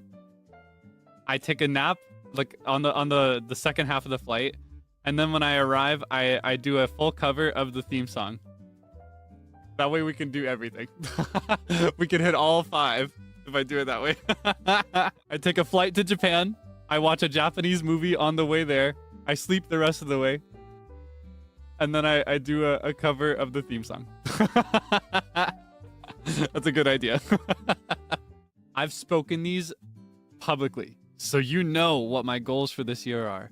So if I flop, you'll know. And that's embarrassing. So I have to try, you know, I have to give it an honest effort. And I've already accepted that I might not achieve all of these. I might not achieve any of them. But I will at least be able to say that I did my best. And I think your best effort is always enough. I think these are big goals, but they're still realistic. I could attain all of these. I could hypothetically achieve every single one in flying colors. How about you, though? Do you have any resolutions? Do you have any ideas? What do you want to achieve this year? What's your biggest resolution for this year? What do you want to accomplish? I saw Shu Yaminer. That's pretty cool, right? And I saw Uki Violetta. Super exciting, right? I saw Bear Vermilion. Whoa. Oh my gosh. And I saw Zyogin Joker. So first impressions. Yeah, I'm sure you want to hear that, right? That's the part of the secret offline interactions that are fun for you, right? Hearing about what we thought of each other. Shuya Meaner. He had honestly exactly the vibes I expected from him. He has this personality trait where it's like he's just real. He just says and does what he wants, and he's chill like that. You know what I mean? So if he wants to be goofy, he's just gonna be goofy. You know, very comfy, chill vibes. Very fun. Then we have Uki Violetta. Yeah, I met Uki. I've been excited for that. Uki is very, honestly, same as Shu. I feel like it's exactly what you expect watching them on stream. I think Uki is very chill, very relaxing to be around, very comforting vibes. And Uki was also kind of like actually my mother, if that makes sense. Like, I can navigate a hike and I can handle things that are very different. But when it comes to modern design and like urban architecture and stuff like that, most things look exactly the same. So I get really, really lost. And they were very, very helpful in, you know, guiding me where I needed to go. They knew exactly which way to take to get there, and we were always there on time. And then we get to Ver Vermilion. I met him as well. Oh my gosh, he was so sweet. I feel like when it comes to the vibes for him on stream versus off stream, he's the first one where I almost want to call out a slight gap, because I feel like on stream he's a bit mischievous. Like, he'll say something and then immediately take it back because it's crazy and it's a joke. But I feel like in person he can be a lot more like sweet and doting, is what I would say. Maybe it's just my perspective though. I feel like for me at least, he read throughout the trip as kind of like looking out for others. You know, just making sure everybody's on the same page. Yeah. Yeah, he was very comforting to be around, I will say. I was very happy that I could properly meet him. And then we get to Gin Joker. Zeal is... I'm trying to think of how to describe the nuance for him, because I've actually met him before.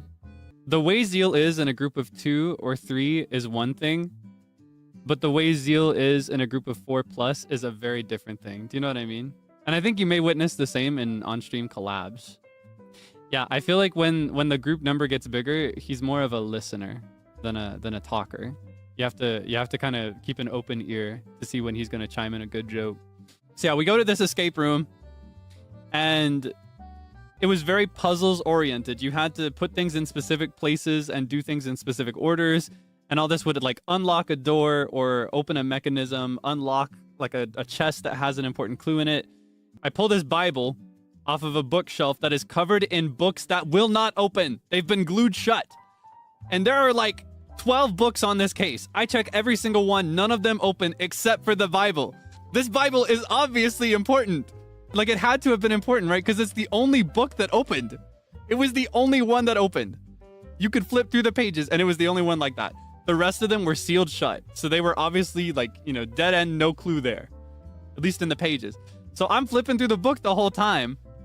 And the way that this specific room operated was you could ask for hints if you needed. There was a specific restriction to how many hints you could have over the course of the event, but we tried to limit it to only getting hints when we were totally stumped.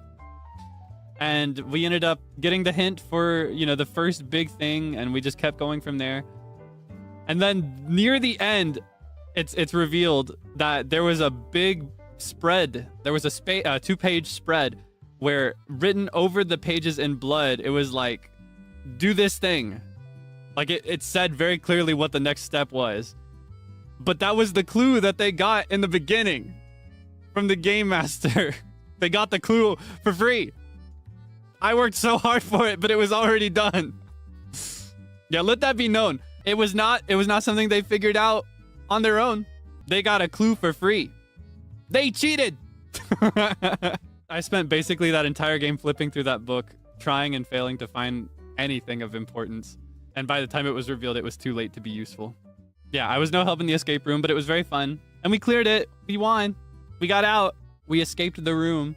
And that was pretty awesome. Then we went for dinner. Every single thing was really good. And we just talked and talked and talked forever. And then I got to experience my first attempt at the famous Bill fight. Maybe you've heard mentioned from others that fought their own battles when the check came out. I did not win. I did not win that Bill fight, unfortunately. I lost that Bill fight. I wasn't fast enough. I learned that day. And we went to karaoke. Yeah, we went to karaoke together as a group. And that was awesome. It was actually my first time doing karaoke at like a karaoke place. They're my performance-related streams, but I had never been to a karaoke joint before. It's something I've wanted to do forever. Was it really just J-pop? I will say it was mostly Japanese, most of the songs. There were some songs where it was just one person singing because nobody knew. But if it was a song anybody else knew, they'd sing along, you know? So a lot of the songs, most of them, it was 3 to 5 of us singing along. I sang Neko as well as my warm-up because I was thinking, like, what is a song this system definitely has so that I can see how well I can sing right now? Like, how can I control my voice? And that's like a really good karaoke song, I think. And that was pretty much the gist of everything that we did as like livers together. But there was a bill fight for karaoke, and I will say they racked up quite the tab with the little ordered meals that you could get. I won that one. I was assertive. I was bold. Perhaps even a little rude. But I tanked it. I won a bill fight. It was hardly a fight, though. I feel like I just seemed so pathetic. They just let me have it. I was like, no, please. Please, I wanted to do it yesterday, but I wasn't fast enough. They're like, if you're sure. Those were the 2 days that I spent with other livers. It was really fun. I'm really happy that I could meet them.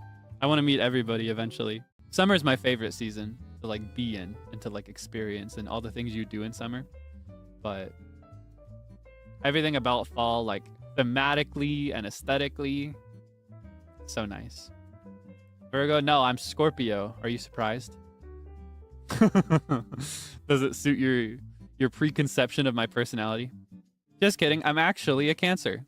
Oh, just kidding. I'm actually Taurus. Sorry, I was lying. I'm actually a Sagittarius. I do that a lot. I don't know if I've shared that with you. That's one of my really annoying things that I do. Whenever people ask for my zodiac, every time I tell them the actual answer, they're always like, ah, I knew it. Of course. So what I do instead is I'll tell them like 2 or 3 fake ones before I get to the real answer. And every single time, even though they know I'm on a streak of telling fake ones, they're still like, that's such a Sagittarius thing to do. Of course you'd lie about it. That's so funny. And I'd be like, no, I'm actually Scorpio. And I've been Scorpio all along. And they're like, yeah, okay. Yeah, I expected that. You could have just skipped this whole thing. That was my first guess. They say it every single time. I just don't get it. I feel like with zodiacs, no matter what you say, they're always like, oh, you're so blank, you know? It cracks me up. I think it's funny. No shade to people that get into horoscopes and zodiacs, though. I got lots of respect for people that take the time to learn it and that invest their time in it. It's so Leo of me. Oh, well, this is the part where I have to reveal to you that I'm actually a Gemini. Just kidding. I will unironically go through pretty much the entire wheel sometimes, and they're still like, oh, of course. I will say, though, I did have one moment with a friend who's like super into this stuff. They read into my soul. I was just complaining about something, lamenting about an experience that I had had, and they're like, oh, you definitely have this in your chart. Actually, wait, is this your big 3? And they laid out my exact 3. which is a very unique and special combo, right? Your big three. They got it all the, like bar for bar, all three of them. It was scary. How do I know my other two? I had to figure it out because I have a big variety of friends. I've been exposed to a ton of different ideas and practices and cultures, and I'm very thankful for that. And I've had a couple of friends who were really into zodiacs and into horoscopes. And, everybody who's super into it, it doesn't stop with them. They want to know everybody else too. They're like, Caelix, when were you born? No, like what hour were you born? And which hospital again? Like, if you're going to ask me, just let me do it myself. It's a very, very complicated world that we're living in. Nobody can be fully summarized or explained in simple terms. So, I think an important thing to accept is that it is not... And this is actually an idea that I got from Adventure Time that remains a lasting value of mine. But it is not our job to understand everything and figure everything out. You gotta respect it, You don't have to understand it or figure it out. You just gotta respect it. That's how I feel. Truth bomb. That's just me, though. Just like people are complicated and different, the way that we respond to and feel about these things are also different. So it's totally cool if you disagree. Or if you do agree, but like in a slightly different way. Or yeah, there's no one right or one wrong way to feel about anything. However you feel is just how you feel. I think what matters is how you respond to that. It's one thing if you pass judgment on people based on their experiences, but it's another thing entirely if you treat them differently because of that, Yeah, you cannot control how you feel completely. You can absolutely control your response. Or I guess the words I normally use would be, your reaction is usually instinctive. Your reaction is something that you're kind of raised into, actually. I think your reaction reflects your experiences, your history, your upbringing. Your response reflects you. I hope you can remember that, actually. If you ever feel bad about something, if you ever make a mistake, if you ever have a thought that you don't really agree with, I think your initial reaction and your initial thought reflects, your home, your region that you live in, your parents that raised you, your experiences in school, in life, in childhood and adulthood. That reflects those things rather than you. Your response reflects you. Your response is what makes you who you are, We are not described by our initial reaction or by our worst mistakes. When I say a media landscape where we want everything to be black and white, what I mean is that I feel like most shows, most video games, most films, most forms of creative media, we have characters that are very clearly presented as, this is a bad guy and you are supposed to hate him from the beginning. Or this guy, he's a super good guy and he's always doing his best, and you have his entire perspective. Every thought he has. You can hear his thoughts. You know what he's intending to do. So you're gonna love him. That just by the way that we write and plan things most of the time, that's what we're kind of conditioned to. So when you experience media like this, where the characters are just kind of presented in an impartial, neutral way, even in the characters that would be more conventionally considered to be good, pretty much consistent flaws and red flags, it can be a bit difficult to form a nuanced opinion, Morally gray, you could say that. I wouldn't call these characters particularly morally gray. There might be a couple, but what I mean is that in the real world, no human...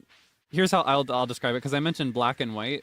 All black would be like, you are all bad, you're all impure intentions. Everything you do is bad, and everything you are is bad. And then there's all white. Everything you do is good. Everything has a good purpose and is justifiable and reasonable. And there's no room for anything else. That's what I mean by black and white. In the real world, that does not exist. Even the best people in the world, if you were to do a comprehensive ranking of people, which I don't think it would ever be possible, even if you did a full, thorough ranking of everybody, even the people at the top of that ranking doing the best things would have a little bit of bad stuff in them. Everybody has a little bad. Even the worst, most heinous criminals and villains, that's still somebody's child. They're still going to have some good, at least. it's impossible to have somebody that is 1000% one thing rather than a mix of a complicated assortment of experiences and perspectives and decisions.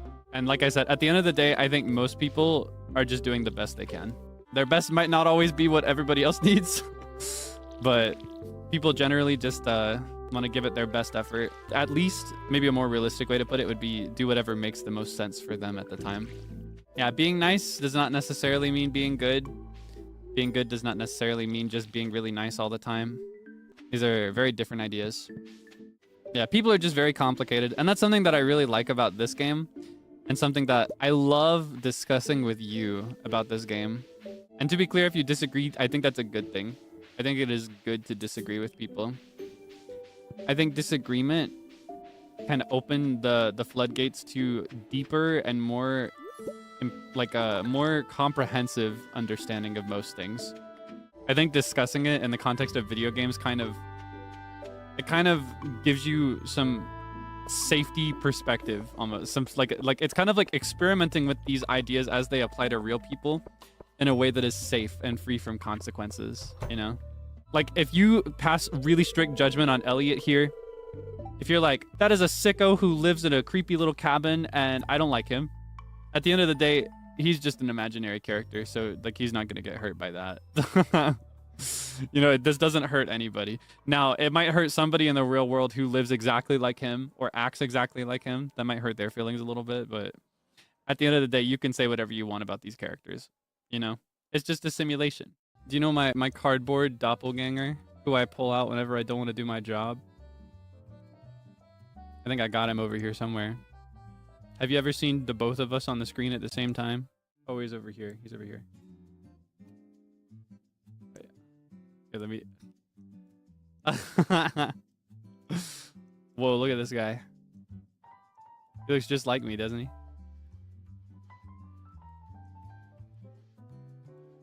Wait, hold on. There we go. It's my cardboard doppelganger. I pull this guy out whenever I don't want to do my job. What if I have this guy do the stream instead? All right, here. I'm gonna take a little break, okay? I'm gonna go lay down for a minute. And let's hope that cardboard Calyx can keep you entertained, okay? All right, I'm gonna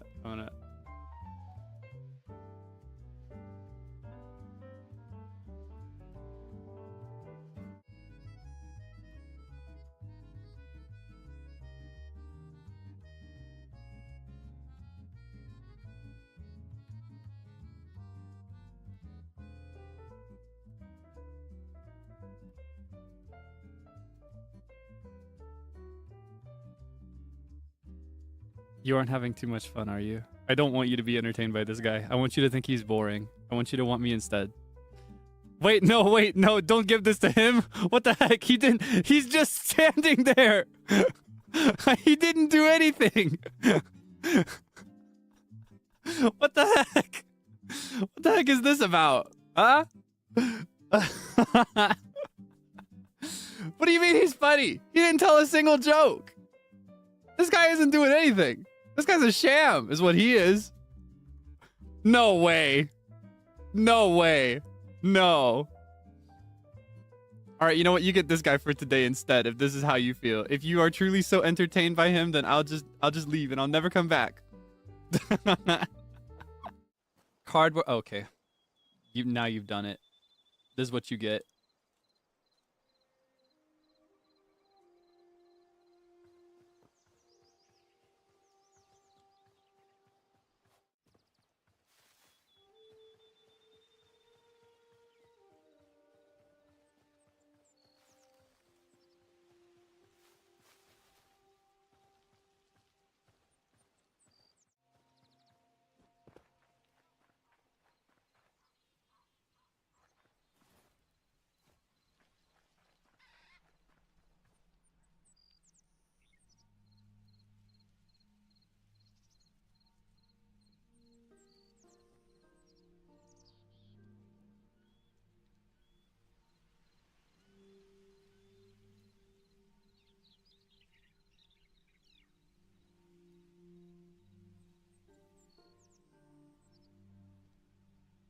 I'm sick. What the heck? What is wrong with you?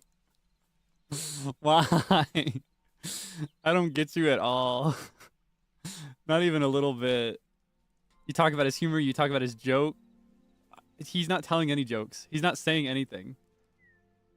He's not a yapper. He's just like a flapper. He's just flapping around in the wind. Bring him back. You hate me that bad. Oh my god. All right, here, hold on. We can share the stage, all right? We can share the stage. That's okay, right? Are you okay with that? We could coexist.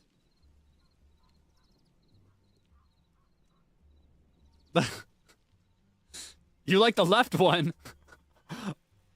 Oh my god, you actually don't like me. Okay, well, here. I'll just stay like this again, I guess.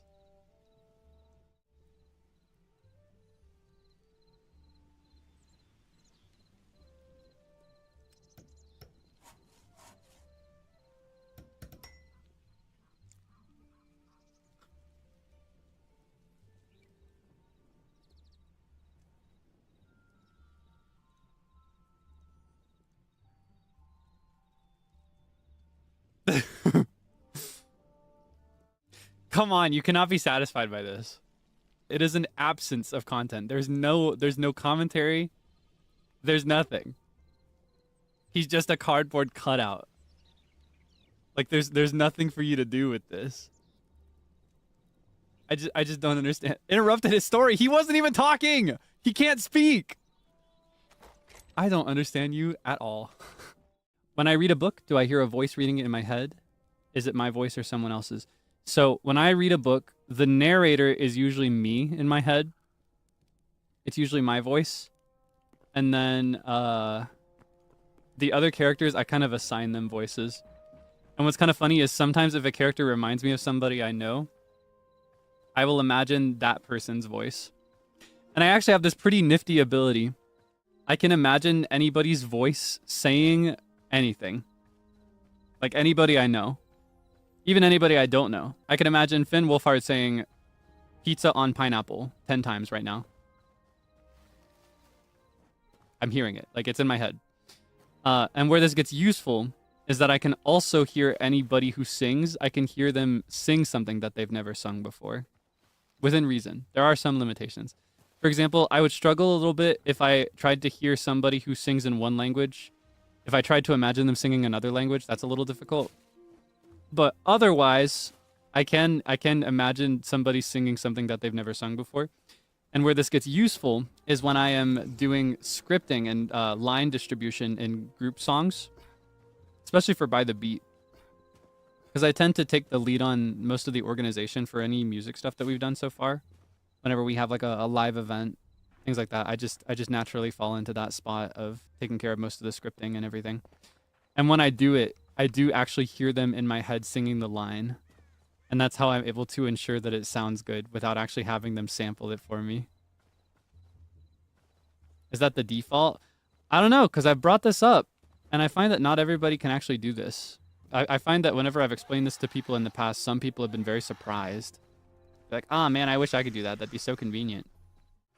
Yeah, that is how I personally do line distributions. I go through it. What I do is I will listen to the song with the instrumental. And in my brain, I will kind of sing it as each person one at a time. So in the context of By the Beat, I'll run through it in my head 3 times, and then I'll sing it myself a 4th time. And I keep a memory of like, okay, which ones did they eat? What was the best for each person? And then I keep that in my mind. And then I just try to go through on a basis of even distribution as much as I can get it. Do I ever listen to a song and act out a scene in the song? I don't do that as much these days, but I did it a lot when I was a little kid. When I was a kid, I was pretty much the only kid in class with an MP3 player. I was pretty much the only kid in class with an MP3 player. Everybody else had like iPhones and stuff. But my dad did not want me to have a smartphone. So I had an MP3 player, and he only put specific songs on it. He put songs from the 80s on it, and he put Kids Bop covers of more recent songs, not the actual versions. And whenever I would listen to those songs, I would imagine cinematic videos in my brain. I remember I this is genuinely the goofiest thing in the world. I remember I would imagine, in particular, I would listen to the Kids Bop versions of Bad Romance was one of them. I would imagine a cinematic music video between me and my crush at the time. Is this like a normal experience? Aisle, middle, or window? Okay. Middle, absolutely not. Middle is a nightmare and I hate it, and I hope never to get middle seated ever again for the rest of my life. I hate the middle seat. It is a nightmare, especially for me because I've got very long legs. With the window seat, the benefit is that you're kind of off to your own little space, so you got the window to your side, so you know it's got some semblance of cushion. All the people are localized to one side. And then with the aisle, the thing I like about that is that it feels more open. It feels just generally more open. And you can also get up and go to the bathroom more easily. But I've never been to the bathroom on a plane before, so I can't actually speak to that meaning anything. I'm not too sure about that, but am I the type that goes to sleep right away? I don't know if I have ever successfully fully slept on a flight. What I do instead, especially when it's a longer one where if I don't sleep, I'm going to arrive with some kind of jet lag or something. Rather than sleeping, what I do is I lay with my eyes closed and I imagine various scenarios of me and my friends. And then I arrive at my destination. But I never actually fall asleep. Don't use the plane toilet. Nope. It does not matter how long that flight is. You cannot make me use it. I don't know if we talked about this. This is one of my weaknesses in general. I'm really bad at using public toilets. I've always been a bit weird about germs. And I think the bathroom is the greatest site of contagion ever. So I personally prefer to avoid using public restrooms whenever it's possible. And I think in an airplane, it's like that same fear, but it's amplified to 1000 because it's one singular toilet and they're not going to go in there and clean it in between uses. And on top of that, everyone can smell it. I had a seat once, honestly, pretty much exactly where they put me in that meme format for ni jisan EN on a plane layout.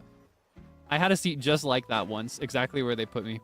And throughout the flight, I would just smell people's poo-poo in the toilet, and it was a nightmare. It's terrible, and I would never inflict that on my worst enemy. I don't want anybody to smell my poo-poo. So, yeah, I just prefer to not use the bathroom at all. And I'm okay with that. As for sitting on the plane, though, I am cool with... ultimately, I'm cool with anything, but I prefer to have a seat that has nobody to my right or to my left. Like if I can get the window seat and then have nobody in the middle seat for that row and then have somebody in the aisle seat, that's great. That's heaven. I love it. And I've been lucky a couple times to be seated in the exit row. It's not always available, unfortunately, but whenever I can be in the exit row, I want that seat. And once... oh my God, on one particular flight, this was like a dream.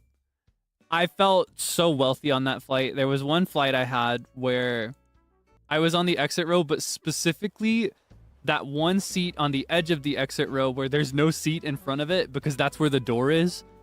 My legs were out the whole time. It was beautiful. It was such a blissful experience. I genuinely was blissed out. It was magical. I will never experience that level of bliss on a flight again for the rest of my life. Yeah, and then like the TV is so far away that you get a little funny remote to use. But that doesn't matter to me anyway because I don't use the TVs on the plane.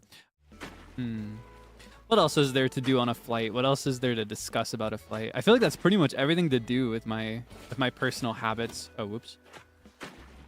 I just spend a lot of time daydreaming instead of sleeping. Because I struggle to fall asleep in that position. Because, I don't know, I'm just constantly aware of my legs taking up more space than they should. Go-to flight beverage. I get chips and I eat them without using my fingers, and I get a little water bottle most of the time. Just because I find that that's what I like to have on the flight. How do I eat chips without my fingers? Oh, you want me to address the elephant? So I use my fingers, but I don't put my fingers on the chips. What I do is I'm going to pantomime this, but with my words.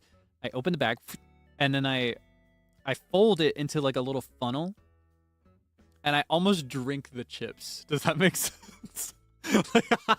like I hold the bag up with my hand and I tilt it into my mouth, and then I kind of like I let it fall in, and that way I don't get any crumbs on my fingies, because I'm not going to be able to wash my hands because I'm on a plane.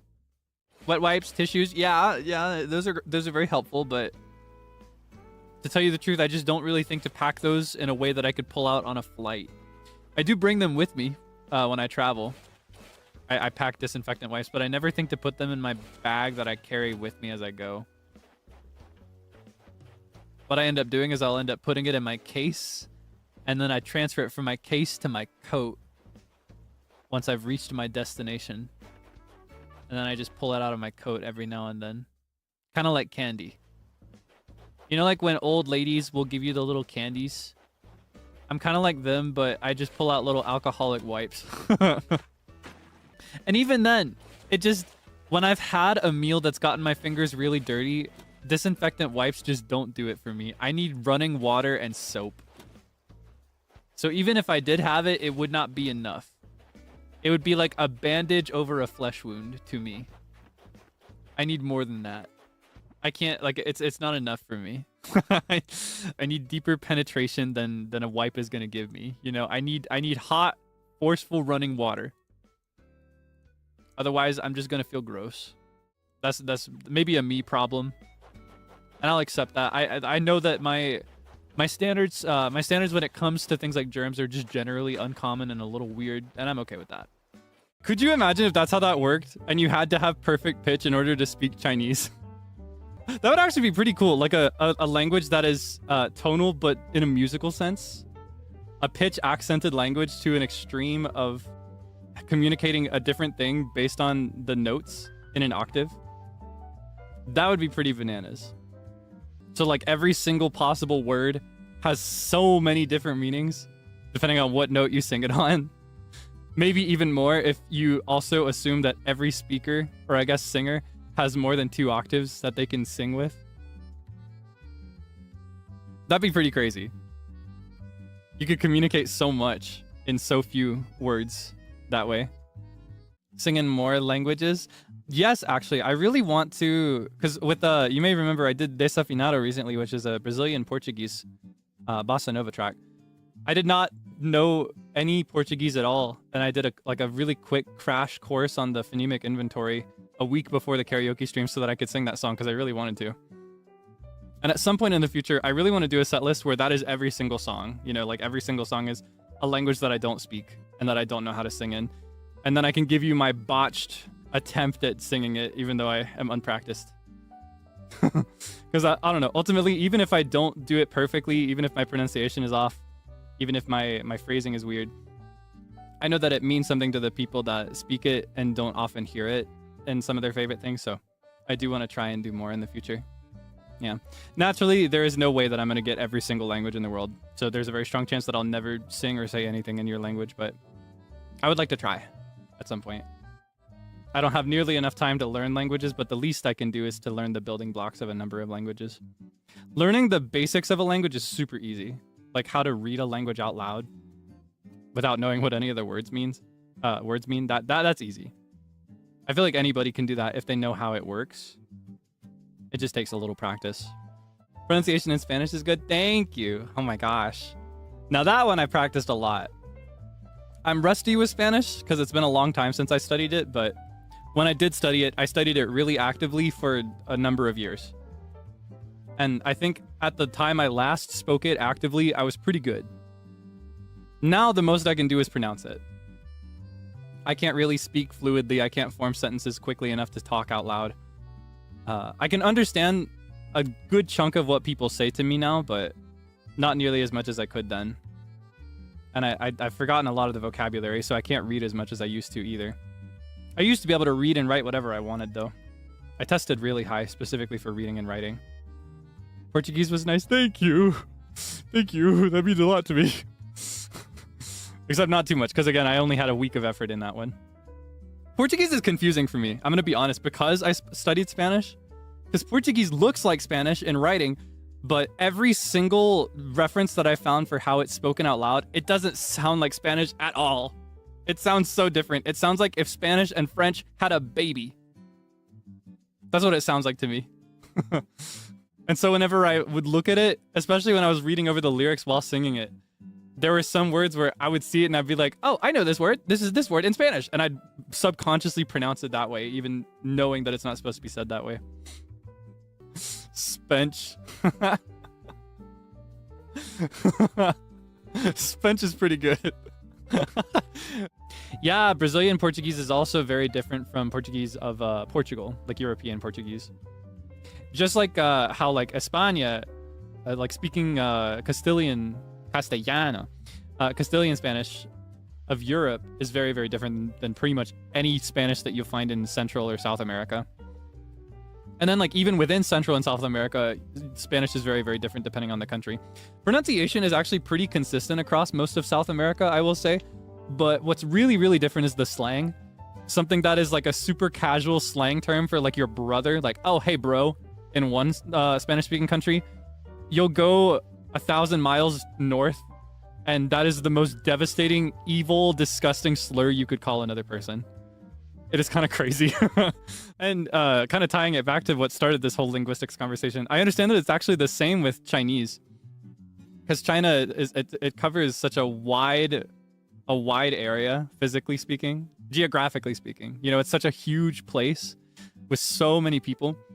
So the Chinese in one part of China is going to sound very, very different than the Chinese in another part. It's really, really interesting how that happens. Like how a language will be spoken and you'll have a lot of common ground, but also a lot of really important differences. I always thought that was really cool. And we get that in English too. Even within the United States, like just one country. This is one country, the United States. Even within the states, even across different cities within a single state, the accents will be totally different. And the slang will be totally different. It's crazy. It's just absolutely bananas to me. It's like impossible to know everything. Pop versus soda. Yeah, little things like that. There are little things like pop and soda, or sneakers versus tennis shoes, or cart versus buggy, or I think there are a bunch of different words for that little road on the side of the highway. What about French? I don't speak any French, so I have very little frame of reference, but I can probably guess with confidence that Canadian French and European French are very different. Because both like northeastern Canada and the country of France, they both speak French. But Quebecois, that is not the same thing as European Français. They're so different.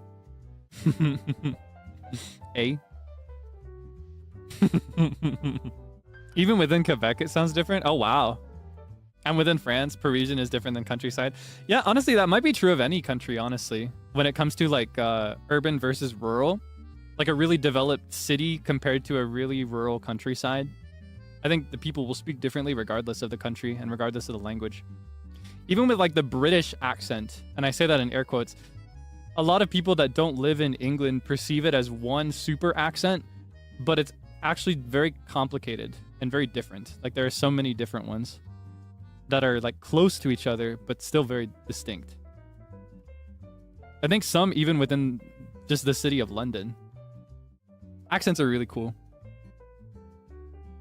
I'd like to learn a new accent at some point. Sociolect, dialect, idiolect. Idiolect is a pretty fun word. I like that one. That's one of my favorite words, actually, idiolect. I find that my idiolect is quite epic. Which ones am I interested in? I would love to learn like a Scottish or an Irish accent. Like to be able to do one convincingly. That'd be so fun to pull out. Oh, it's so funny. That's like the only phrase that I can think of whenever I think of those accents. Oh, I love this show. I haven't cursed since April of last year. April of last year was when the Among Us stream happened, I think. And I was like, oh, I gotta get my act in check. I gotta be careful. So since then, I've made the active effort not to. And I don't think I've slipped. Don't I say hell a lot? I think saying hell by itself is fine. It's specifically in certain contexts where it turns into a curse adjacent word. I just choose not to. I prefer not to. Because I think if I don't curse and I make the choice not to, it gives it so much more ammunition and power when I do decide to do it, you know? It hits 10 times harder. I'm accumulating a spirit bomb with every passing day that I don't swear. I'm building up a spirit bomb. And eventually I'm gonna drop it. And it'll hit so hard. Genuinely, it is such a normal thing to curse and say swear words. I just personally want to take it as seriously as I can because I feel like being in this position comes with a considerable amount of influence. And there's a considerable number of people that are learning English either through my content or to enjoy my content. So I don't want to teach somebody a bunch of inappropriate stuff. Pronunciation is good. Thank you. I actually used to slur my speech a lot when I was like younger. And more than that, I used to stutter a lot. So I had to put in extra effort to speak in a way that was easier for people to understand a bit later on. So it makes me really happy that people don't have a hard time following the things that I'm saying. I don't know. I think it's perfectly sensible to want to kiss your clone or like hug. Cause I don't know. I don't know. I just think it would be nice. Sometimes when it comes to getting to know people in any area of life, it's a very complicated game to find somebody that is a good fit. Because everybody is super different from each other. And that makes things so complicated. But a clone of myself, he would be exactly like me. He would want and be exactly what I want. I wouldn't have to play the crazy matchmaking game. Concept of your clone would feel weird. Why? It's just you. It's just you. It's just another you. There's nothing weird about that. Yeah, no, your clone would not be your sibling. It's not the same thing at all. And honestly, most of the stuff that makes the sibling idea weird is more like a social thing. You know what I mean? Your clone is different. It's just you. Your clone is you. I don't know how to tell you this. It's just you. What if my clone doesn't want to kiss? But here's the thing. All right, listen here. It's my clone and I want to do it. So my clone, which is another me, is gonna want to do it. That's just how it works. It's me. I don't know how to tell you this. Clone has no thoughts of his own. Well, see, here's the thing. It's actually kind of a fun thought exercise when you get into this part. If they are truly a clone of me, depending on when the clone is made, we should just spontaneously have the same thoughts. That's how I think that would work, right? It's not that it doesn't have a mind of its own, it's that it has a mind of its own, but it's my mind as well. Like, because our minds are exactly the same and have not existed, it's kind of implicit here. They haven't existed independently, right? Now, where it gets interesting is when enough time passes. If time passes where me and the clone exist independently from each other for a while, then it's going to start thinking and wanting different things, and it will have its own independent identity, right? What are evil clones? Those are clones that have been reconditioned or something. I don't know. They've been trained. They've been influenced to be evil, right? Yeah. When I'm talking about a clone, I'm talking about a hypothetical where the clone is made right in front of me, and I am there the moment it exists, which means that it is a carbon copy of me. It's just me. It is a second Calyx. That is what I mean. All right? Very important understanding to have. The clones have a time limit, so that after a certain point, they can only be considered your twin. But before that, they're still considered you. Yeah, I feel like there is kind of like an implicit time limit. Because, like I said, people change when given time to change. And the same would be true of a clone. So after a while, it would be weird, and I would not want to do it. Because that would be a different version of me. You know what I mean? I wish I had clones, TBH. You want to know the real answer? I was trying to give you a funny answer, which is rooted in truth, because I kind of would want to kiss a clone. I would kiss my clone, TBH. But what I would really love is to divide my duties among a number of clones, so that each of us have equal responsibilities, but have enough free time to just rest and have fun. That's what I would really do with my clone. If you want the real answer, like my previous answer was true, but it's not real. That's my real answer. That's my deepest desire. I want a clone that can handle all my responsibilities for me. Make the clone do your duties and then kiss him to thank him. See, at that point, it just won't work, because by separating our duties, we're going to become fundamentally different people. That's when it doesn't work anymore. Yeah, it is absolutely a moral thing. Biologically, there's no question, because it's always going to be a clone of me, right? The question is, when does this clone become somebody that is different from me? How much time does it take? And do we know which of us is the clone and which of us is the original? That's another really important thing to take into consideration that will totally make or break the dynamic. Being in this position comes with a lot of responsibility. And I am not in absolute control of what my community does, but in any context, the community does reflect the actions of the thing that they're centered around, or the person that they're centered around, or the group that they're centered around. And so while I cannot 1000% or even like 100, I'd say I have maybe 20% control over how things go. I want to take that 20% super seriously and do what I can to encourage like a healthy vibe. My hope and my goal with this from the beginning has been to make people happy and to encourage people to live a healthier life.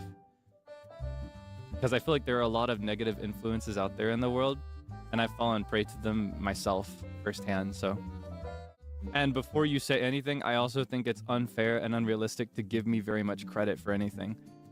But I want to take what responsibility I do hold really seriously, and I want to use what control I do have to at least vaguely guide things down a happy path. Polaris mentioned. Yeah, that honestly, from the beginning, that is a big part of what I've wanted and what I kind of imagine when I talk about wanting to become like the North Star. The most I feel like I can be is a vague frame of reference or a vague guide. Any good thing that happens is not 100% or even 50% because of me. But if I can even loosely inspire something good, then I'll feel good about that. If I can make just one person smile and laugh on a consistent basis, then that is a huge achievement.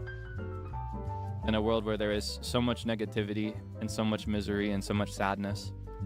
Yeah, 20% would be pretty good. I don't think I'm even there yet. I think I could maybe claim about 5% credit whenever people are like, "You saved my life." I'm like, no. No. That wasn't me. It's a funny thing to try and respond to sometimes. I didn't do any of that. But if I can claim even just one smile or one moment where you laughed, then that is enough for me, and that's all that I need. My priority with any emote is that it will always see some use. Like, we should not go a week without seeing a specific emote at all. And I'll go ahead and say that's the main reason that I don't have any Debonair mascot emotes, because I know you, and I know that if I add one, the entire emoji keyboard is going to disappear, and you're going to have exactly one emote that you actually want to use. I actually did commission one Debonair emote, and I purchased the rights to a second one and had it modified so that it would be stream friendly. But I opted not to use them for this reason, and I already know if I added it, it'd be the only one used. It would be constant. Which one? Do you want to see? Here, I'll show it to you. We have this one. This one I purchased. Actually, it was previously made as a public free emote, and I was like, I want this set of emotes. I will pay for them. And I asked for the hammer to be modified, just to be extra safe. And especially this one. This is the one I purchased, or like commissioned. I requested this one. I was like, oh yeah. they'd use this. I can't. It's just too much. It's too useful. This is what I mean when I say it has to be not too useless, but also not too useful. An emote has to perfectly tread the balance of useful for a specific situation, but not so useful that the rest of them disappear.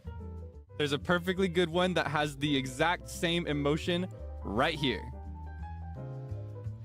Now tell me which of these you'd use, even though they convey the exact same thing. Which of these would you use? Be honest. I'm sorry, I realize just how much you would love it, but that is exactly why I cannot give it to you. Hey, no. I do not hate you. It is because I enjoy your company so much, and I want to continue enjoying your company forever, so that I can continue enjoying the time we spend. If I did something that encouraged you to lose your ability to speak and to choose situational emotes that made me laugh, and you became a monotony of a single emote or a selection of 2 or 3 emotes, I would feel so lonely. It'd feel like I wasn't actually talking to anybody. Overall thoughts on the year? These days are the happiest I've been my entire life. I love to complain, so I may send a different impression on occasion. I may send the vibe that I'm miserable and stressed, but it's actually quite the opposite. I am stressed. I'm not gonna lie. I can get pretty stressed. But I'm very good at managing my stress, thankfully, these days. And it's stress that comes as a result of stuff I'm really happy about and really excited for. So, yeah, the last year is the happiest year I've lived in my entire life. Even when I was a little kid, I don't think I was ever this happy. So, I'm just very thankful. That's the best way I could summarize it. Tweet I put on my ego set tag. Oh, you saw that? Yeah, I did deliberately make it public because I thought it was something that you would like to see, but I couldn't think of a way to share it that was like, I don't know, posting it normally felt way too obvious and performative. Doing it on stream would feel too performative. But that's a message that I wrote to myself not too long after debut. And actually, it wasn't posted, but there was another message that I completely forgot about. And at the end of the last form that I had to fill out when I was a trainee, this is a while before I debuted properly, it was like, what is something you'd like to say to yourself a year after debut? And just yesterday, I actually got a message from my manager, extended by my manager rather, a message from the people that were responsible for training us. And it included that message, and I completely forgot about it. So it was really sweet. So yeah, I technically got 2 letters from past Caelix this year. 優しい言葉をありがとう。応援してくれてありがとう。そして、simply 来てくれてありがとう。これからも頑張ります。Animal Farm is a classic novel. It's a what is the word? Allegory? Is that the word? Yeah, where the whole story is basically a symbol for something else. And the story is basically about these animals that live on a farm, and they are very unhappy with the working conditions on this farm. They work so hard and they don't really get any rest for it. They're just kind of treated like barn animals because, literally speaking, that's what they are. And so they overthrow the farmer, and then they run the place. But the pigs are in charge of the revolution. And I guess I probably shouldn't spoil much further than that, because that's one of the earliest developments of the book. But I will say that the entire book is basically it's an allegory for the Bolshevik Revolution, which is like a real historic event. And the importance of studying this book and studying similar books is to develop the critical ability to surmise that a book that is written about something non-literally is still about the thing it's talking about, you know? To give a more recent example of something like this, in fiction, if you play Genshin Impact, there's a moment in a story where history is rewritten. History is changed. And so in order to preserve the original version of that history before it was changed, one of the characters wrote a children's book where they recounted the events through an allegory. And I will say, I don't know what developments have happened, but I am like, to this day, even without any recent lore, I have not played Genshin for like 2 years, and I probably may never play again. Very strong chance that I'll never open the game again. The Boar Princess, I am about 99.9% sure, and have been since pretty much Inatsuma, that that book is actually about the Tsarisa from Sneznaya. If it comes out that that book was about her this whole time, I would like royalties, because I've been cooking that theory for years and nobody was talking about it. I don't know if there's any developments that make that more obvious now though. But back in my day, there was like nothing. I'm just saying, that's what I've thought for a long time. And I am genuinely curious about like if they've released any new chapters to that book. Something I noticed is that they release chapters to that one less frequently, and it seems important, but it's just a kid's book. Like it's a storybook, so there's like no reason to, right? Except there is. There absolutely is. And it's because it's actually a history book. Why'd you read the book in school? What, Animal Farm? It is a legitimately incredibly valuable skill to be able to read something that is non-literal and understand what it's actually talking about. It's a very, very important skill. You need to be able to read things and get to the heart of what it's saying, even if it speaks in a way that isn't very clear. Because historically, that has been a method for novelists to discuss things while they're otherwise being actively censored. So you need to be able to read and understand something, even if it's censored. It's a very important form of critical thinking skills. So that is probably a big reason that Animal Farm is considered essential reading, like at a young age. It's an important skill to have. Highly recommend reading and developing the skill of reading, if you can. In fact, everybody can, to some extent or in some form. It may look different for certain people, but still. Everybody can at least develop the ability to think critically. And honestly, these days, that ability is dwindling for a lot of people. So it's more important now than ever.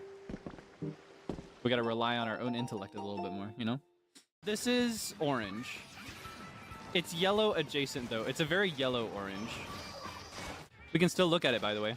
This is the color we were just looking at. It doesn't look the same now as it did before, right? That's because there's no blue here now. It's just by itself. Color theory is really interesting. The gray one, see, now we're calling it gray. I don't know where gray comes from. It is a bluish gray color that feels like a lilac purple, or more like lavender purple than lilac. Colors can come in different shades and hues. For example, Frio's hair.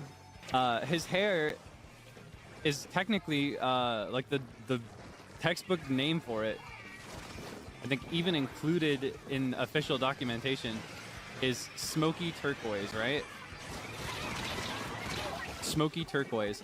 But turquoise is usually a brighter, more vibrant color, so you can modify it with a word like smoky to get the exact shade. Things like that.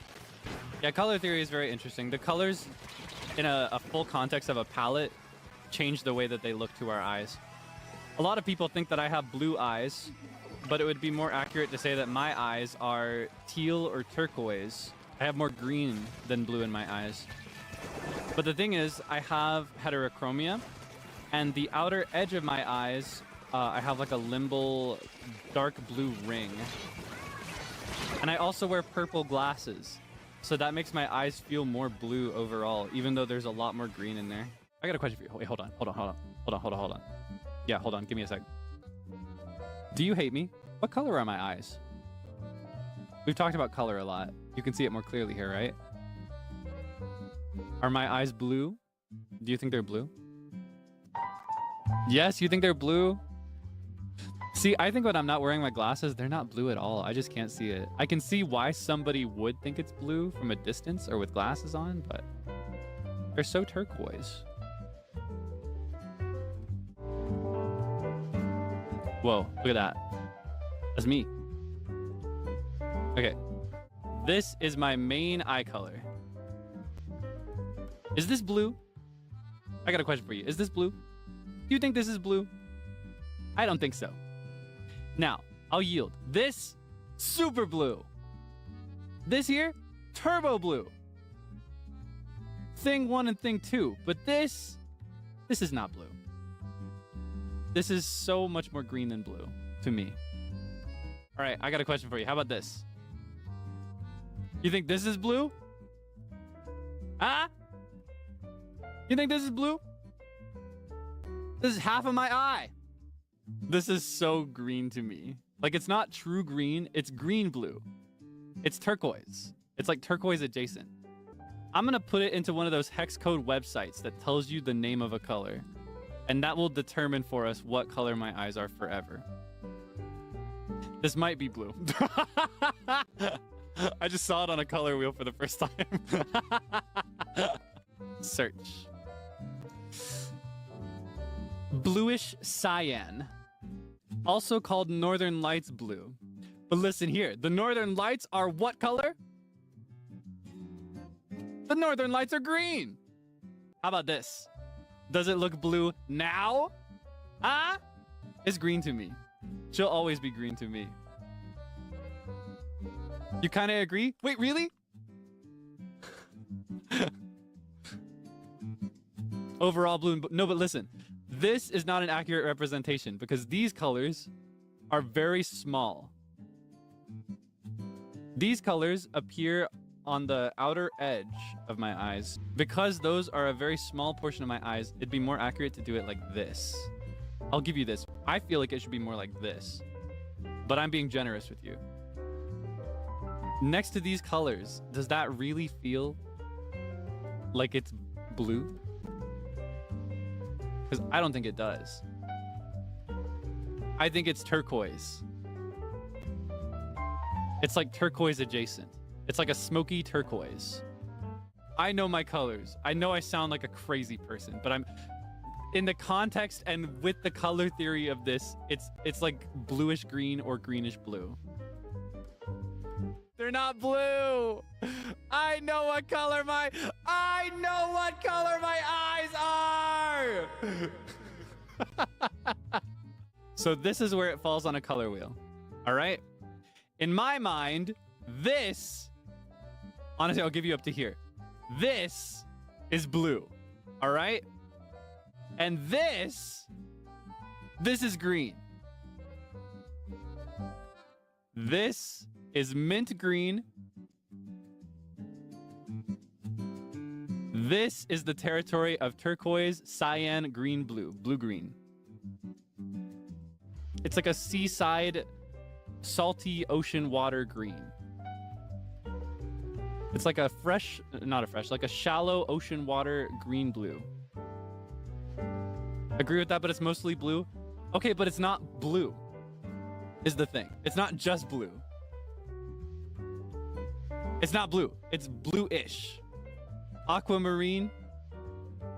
It actually is pretty close to aquamarine. But in context, not at all. This is what we're really looking at. In the context of these colors, specifically having two true blue colors right next to each other, and then also like a more yellow adjacent green in here, having these colors in this context, it makes it feel more green because it's not the same as the true blue colors. Just want to be right. No, I just want you to understand me. I just want to be understood. It takes a lot of bravery every day to be myself on the internet in a world where everybody just wants to pick you apart and tell you you're wrong and tell you you don't know what color your eyes are. I just want people to listen to me. I just What are you gonna eat? I'm not sure. You gonna cook? Are you gonna Probably cook. What you got? I could make mac and cheese. I gotta get rid of them. They've been here for like months. Or I could go to the store and buy meat and make tacos, like homemade tacos. I could do that too. So when you say mac and cheese, are you talking like instant mac and cheese with the sauce in the It's package, or Kraft. so you don't make your own Kraft mac and cheese? cheese. No, bro, cheese in Japan. See, that's what I'm wondering, because I specifically love cooking pastas and things with like white sauce and cheese sauces. I'm deadly terrified that I'm gonna go grocery shopping in Japan and then I'm gonna have to totally like reassess my recipe book. Cheese in Japan is it's not the same. It's not the same? No, it's very different. I'll have to be the judge of that. If I figure that out, I'll make you It's- some good mac and it's cheese. Probably the thing I miss the most is cheese from NA. Hmm. Cheese in Japan is very, very different. I think more people in general are lactose intolerant in East Asia, right? So you don't Yeah. actually see it very Yeah. often. Like a luxury thing when it's something so many people don't have an easy time eating. Yeah, pretty much, exactly. Oh man, but my cheese, that's like the most essential ingredient that I cook with. Don't worry though, there's like foreign stores here where Mhm. like it's obviously it's a little bit more pricey than like regular food you would get normally in a grocery store. Mm-hmm. There's foreign stores in like I found in Tokyo that are like really, really nice. I buy sometimes from there. I just want to be able to cook everything that I cooked today, you know? And if I have to go without Yeah. cheese, I think I'm gonna die. Yeah, it's different. It's fine, but it's different. Like I bought like white cheese, Mm-hmm. like white cheddar cheese, whatever, and like Yeah. slices or whatever. I bought at the store, at the grocery store. I was like, what does this taste like? I take one out, I try it because I'm like, is this the same? And I try it, I'm like, oh brother, it is not. Oh the same at all. I no! was like, oh no. I So just right need at now, least I- one good like block of cheese type that I can rely on, and then I'll adapt I mean, everything else. I buy shredded. There's like this specific brand I buy that's like shredded cheese. Mm. That's pretty close, I think, to like what I normally get. Maybe I'll So have a probably bit more luck. recommend I shred my own anyway. I think it tastes better. Maybe that can help. Because I think with shredded cheese too. they have to put in special preservatives, and that can mess with the taste sometimes. Yeah, it can. I don't know. I just want to be able to make my mac and cheese. Yeah, I think it's like a pretty big hobby here to bake. Mm. So, you know, baking is fine. It's more like it's cheese. That's kind of harder to find. Man, baking's the one I baked style don't do as cheese. often. I just need to be able to make my yummy cheesy pastas. And I want to have beautiful house parties where I invite all my friends over to have my delicious cheesy pastas. I can't have people over to eat my delicious cheesy pastas. Only house party we've had it was at Sable's place. Oh yeah, I heard about that, and I heard that everybody's like jealous of it. We had KFC together with mashed Mm. potatoes. I made mashed potatoes and I brought them. Oh, you made them? Yeah. Ah, I that had sounds to nice. Look it up because I was like, man, like mashed potatoes are not really common as like a side thing here. Mm. I mean, you'll see it sometimes, but it's not that common. Yeah. So I was like, I'm gonna make my own, and I did, and it was pretty good. And I brought it over. It was good. It was just a good time. When I'm there, we should have a potluck where everybody has to cook. You know, after the pizza party, we said that what next time we should do is we should have like a hot pot party, Mm. but everyone brings like a thing. For the hot Put in the pot. hot pot. Yeah. I always wanted to do that. I've never had that kind of hot pot before. The shabu, yeah, shabu's really Savu? good. I love shabu. Mmm. Sukiyaki as well. I've had sukiyaki. It's really good. Sukiyaki. Sounds good. What's the deal there? Sukiyaki? I can't I think remember. shabu's like savory. Ah. Sukiyaki I think is like sweet, like sauce or broth or whatever. Sukiyaki is sweet. I think so. I could be wrong. Hmm. Oh, I prefer see. sukiyaki.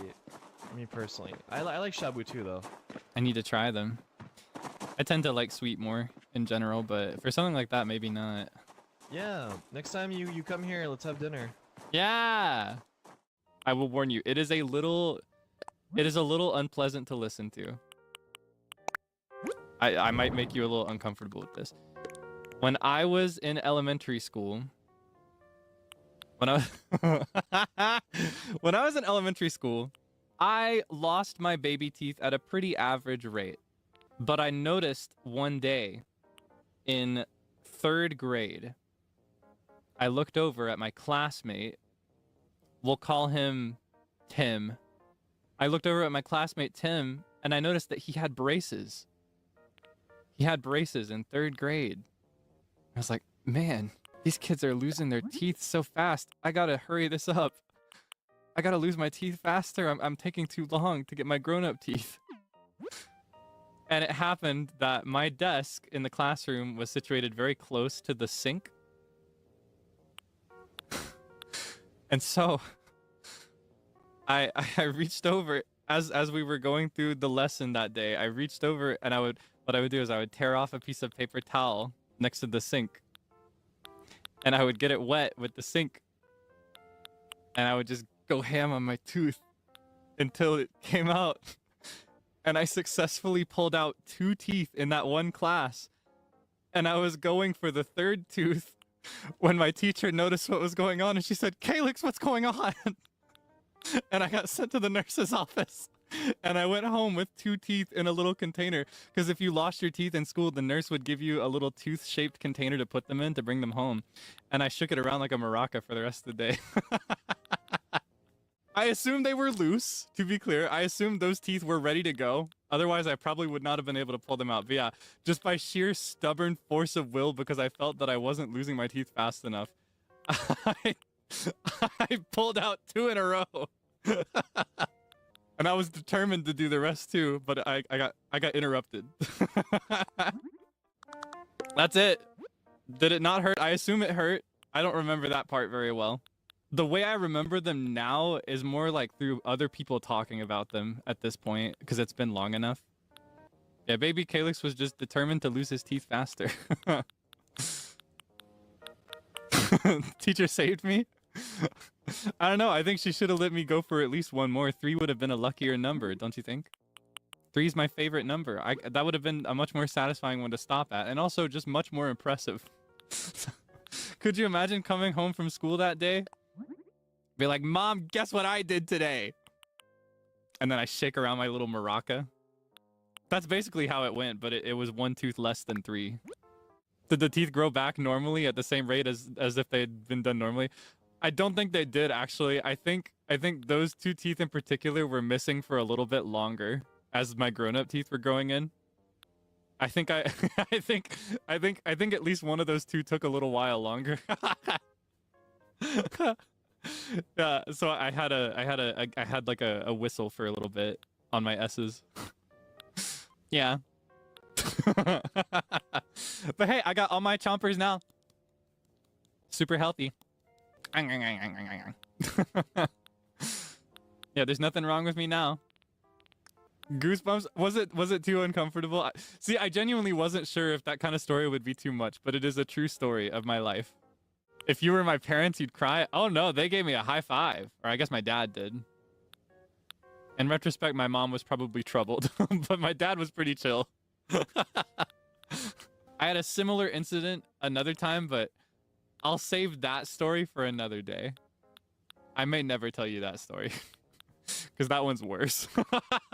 That story's even worse. But yeah, I do have a similar story that I might tell you in the future. Tips for someone who wants to sing self-taught or by themselves.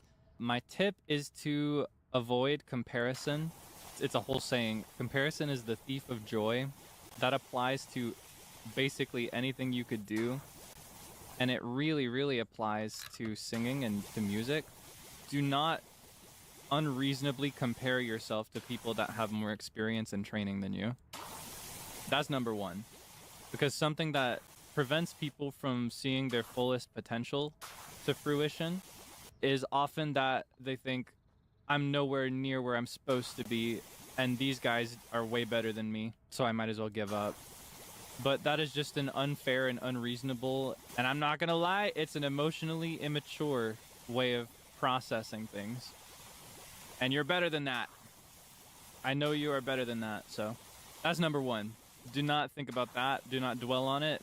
If you think about it at all, use it as motivation rather than something that will prevent you from reaching your new heights. As for number 2, persistence is good, but specifically mindful persistence.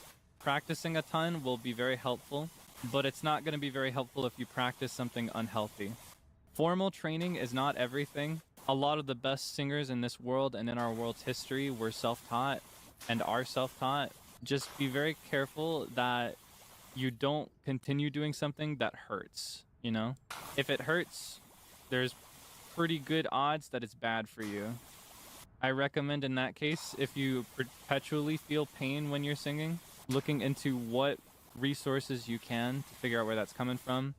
If you can, getting training is very fun and helpful, but again, it's not everything. And also, formal training is a privilege that not everybody has access to. So there's no shame if you can't do that. Even without training, you can find resources online. There are videos to be watched. Good vocal coaches that publish lessons for free or for very cheap. So yeah, mindfulness and comparisons and persistence are two really big things. I think practicing a little every day is way better than practicing a ton on only a couple days a week. Does that make sense? Like, I think you would be better served by doing 30 minutes to an hour every day than you would by spending 6 hours every Monday on singing. If you run through your scales and do some vocal warm-ups every day, the long-term benefits, in my opinion, are higher and more readily felt. That is my personal opinion, though. None of this is professional advice. I'm a trainee in music. I'm technically not self-taught. I have a classical background, but in the type of music that I'm working towards now, I basically am self-taught. So this is what's working for me so far. And I think those are the pitfalls that trip up people most commonly, is that they'll either get discouraged by something unreasonable and unrealistic, they'll get hung up on a bad habit that makes it difficult for them to sing forever, or they'll practice on a schedule that is not sustainable and doesn't produce good results. So those are the three pieces of advice I would have that would help basically anybody, regardless of the genre, regardless of their goals, and regardless of their voice. In my opinion, in my humble, inexperienced, amateur opinion, that's the best advice I can offer. Yeah, and know that in any creative trade or field, results take time. Still considered an amateur if I'm signed on with a company? Well, you may know that I'm actually in training right now. I may be signed under Virgin, but it's with the goal of a major debut. It's not happened yet. Right now, what we're doing is we're training. We're learning what we can. So we're not actually where we're supposed to be by the beat as a whole. And this is not me saying like, the rest of By the Beat sucks and I hate that. That's not what I'm saying at all. I'm right there, and it's not even thinking that we suck as a whole. It's that we are not where we want to or need to be in order to make the fullest out of this opportunity. And that's the point. Our goal this year is to learn and to improve rather than to start out already awesome. So we are in training right now. This is our training arc in multiple ways. Main focus is obviously singing. That's something all of us are focusing on. In my case, I want to focus on singing, and then dancing is my second priority. I want to be able to dance someday. And then my third priority is Japanese. As we're signed under a Japanese label, a lot of the people that we have opportunities to work with are Japanese, so I would benefit a lot from being able to communicate and advocate for myself directly, rather than relying on translators and interpreters for everything I say. Those are my 3 goals to improve on.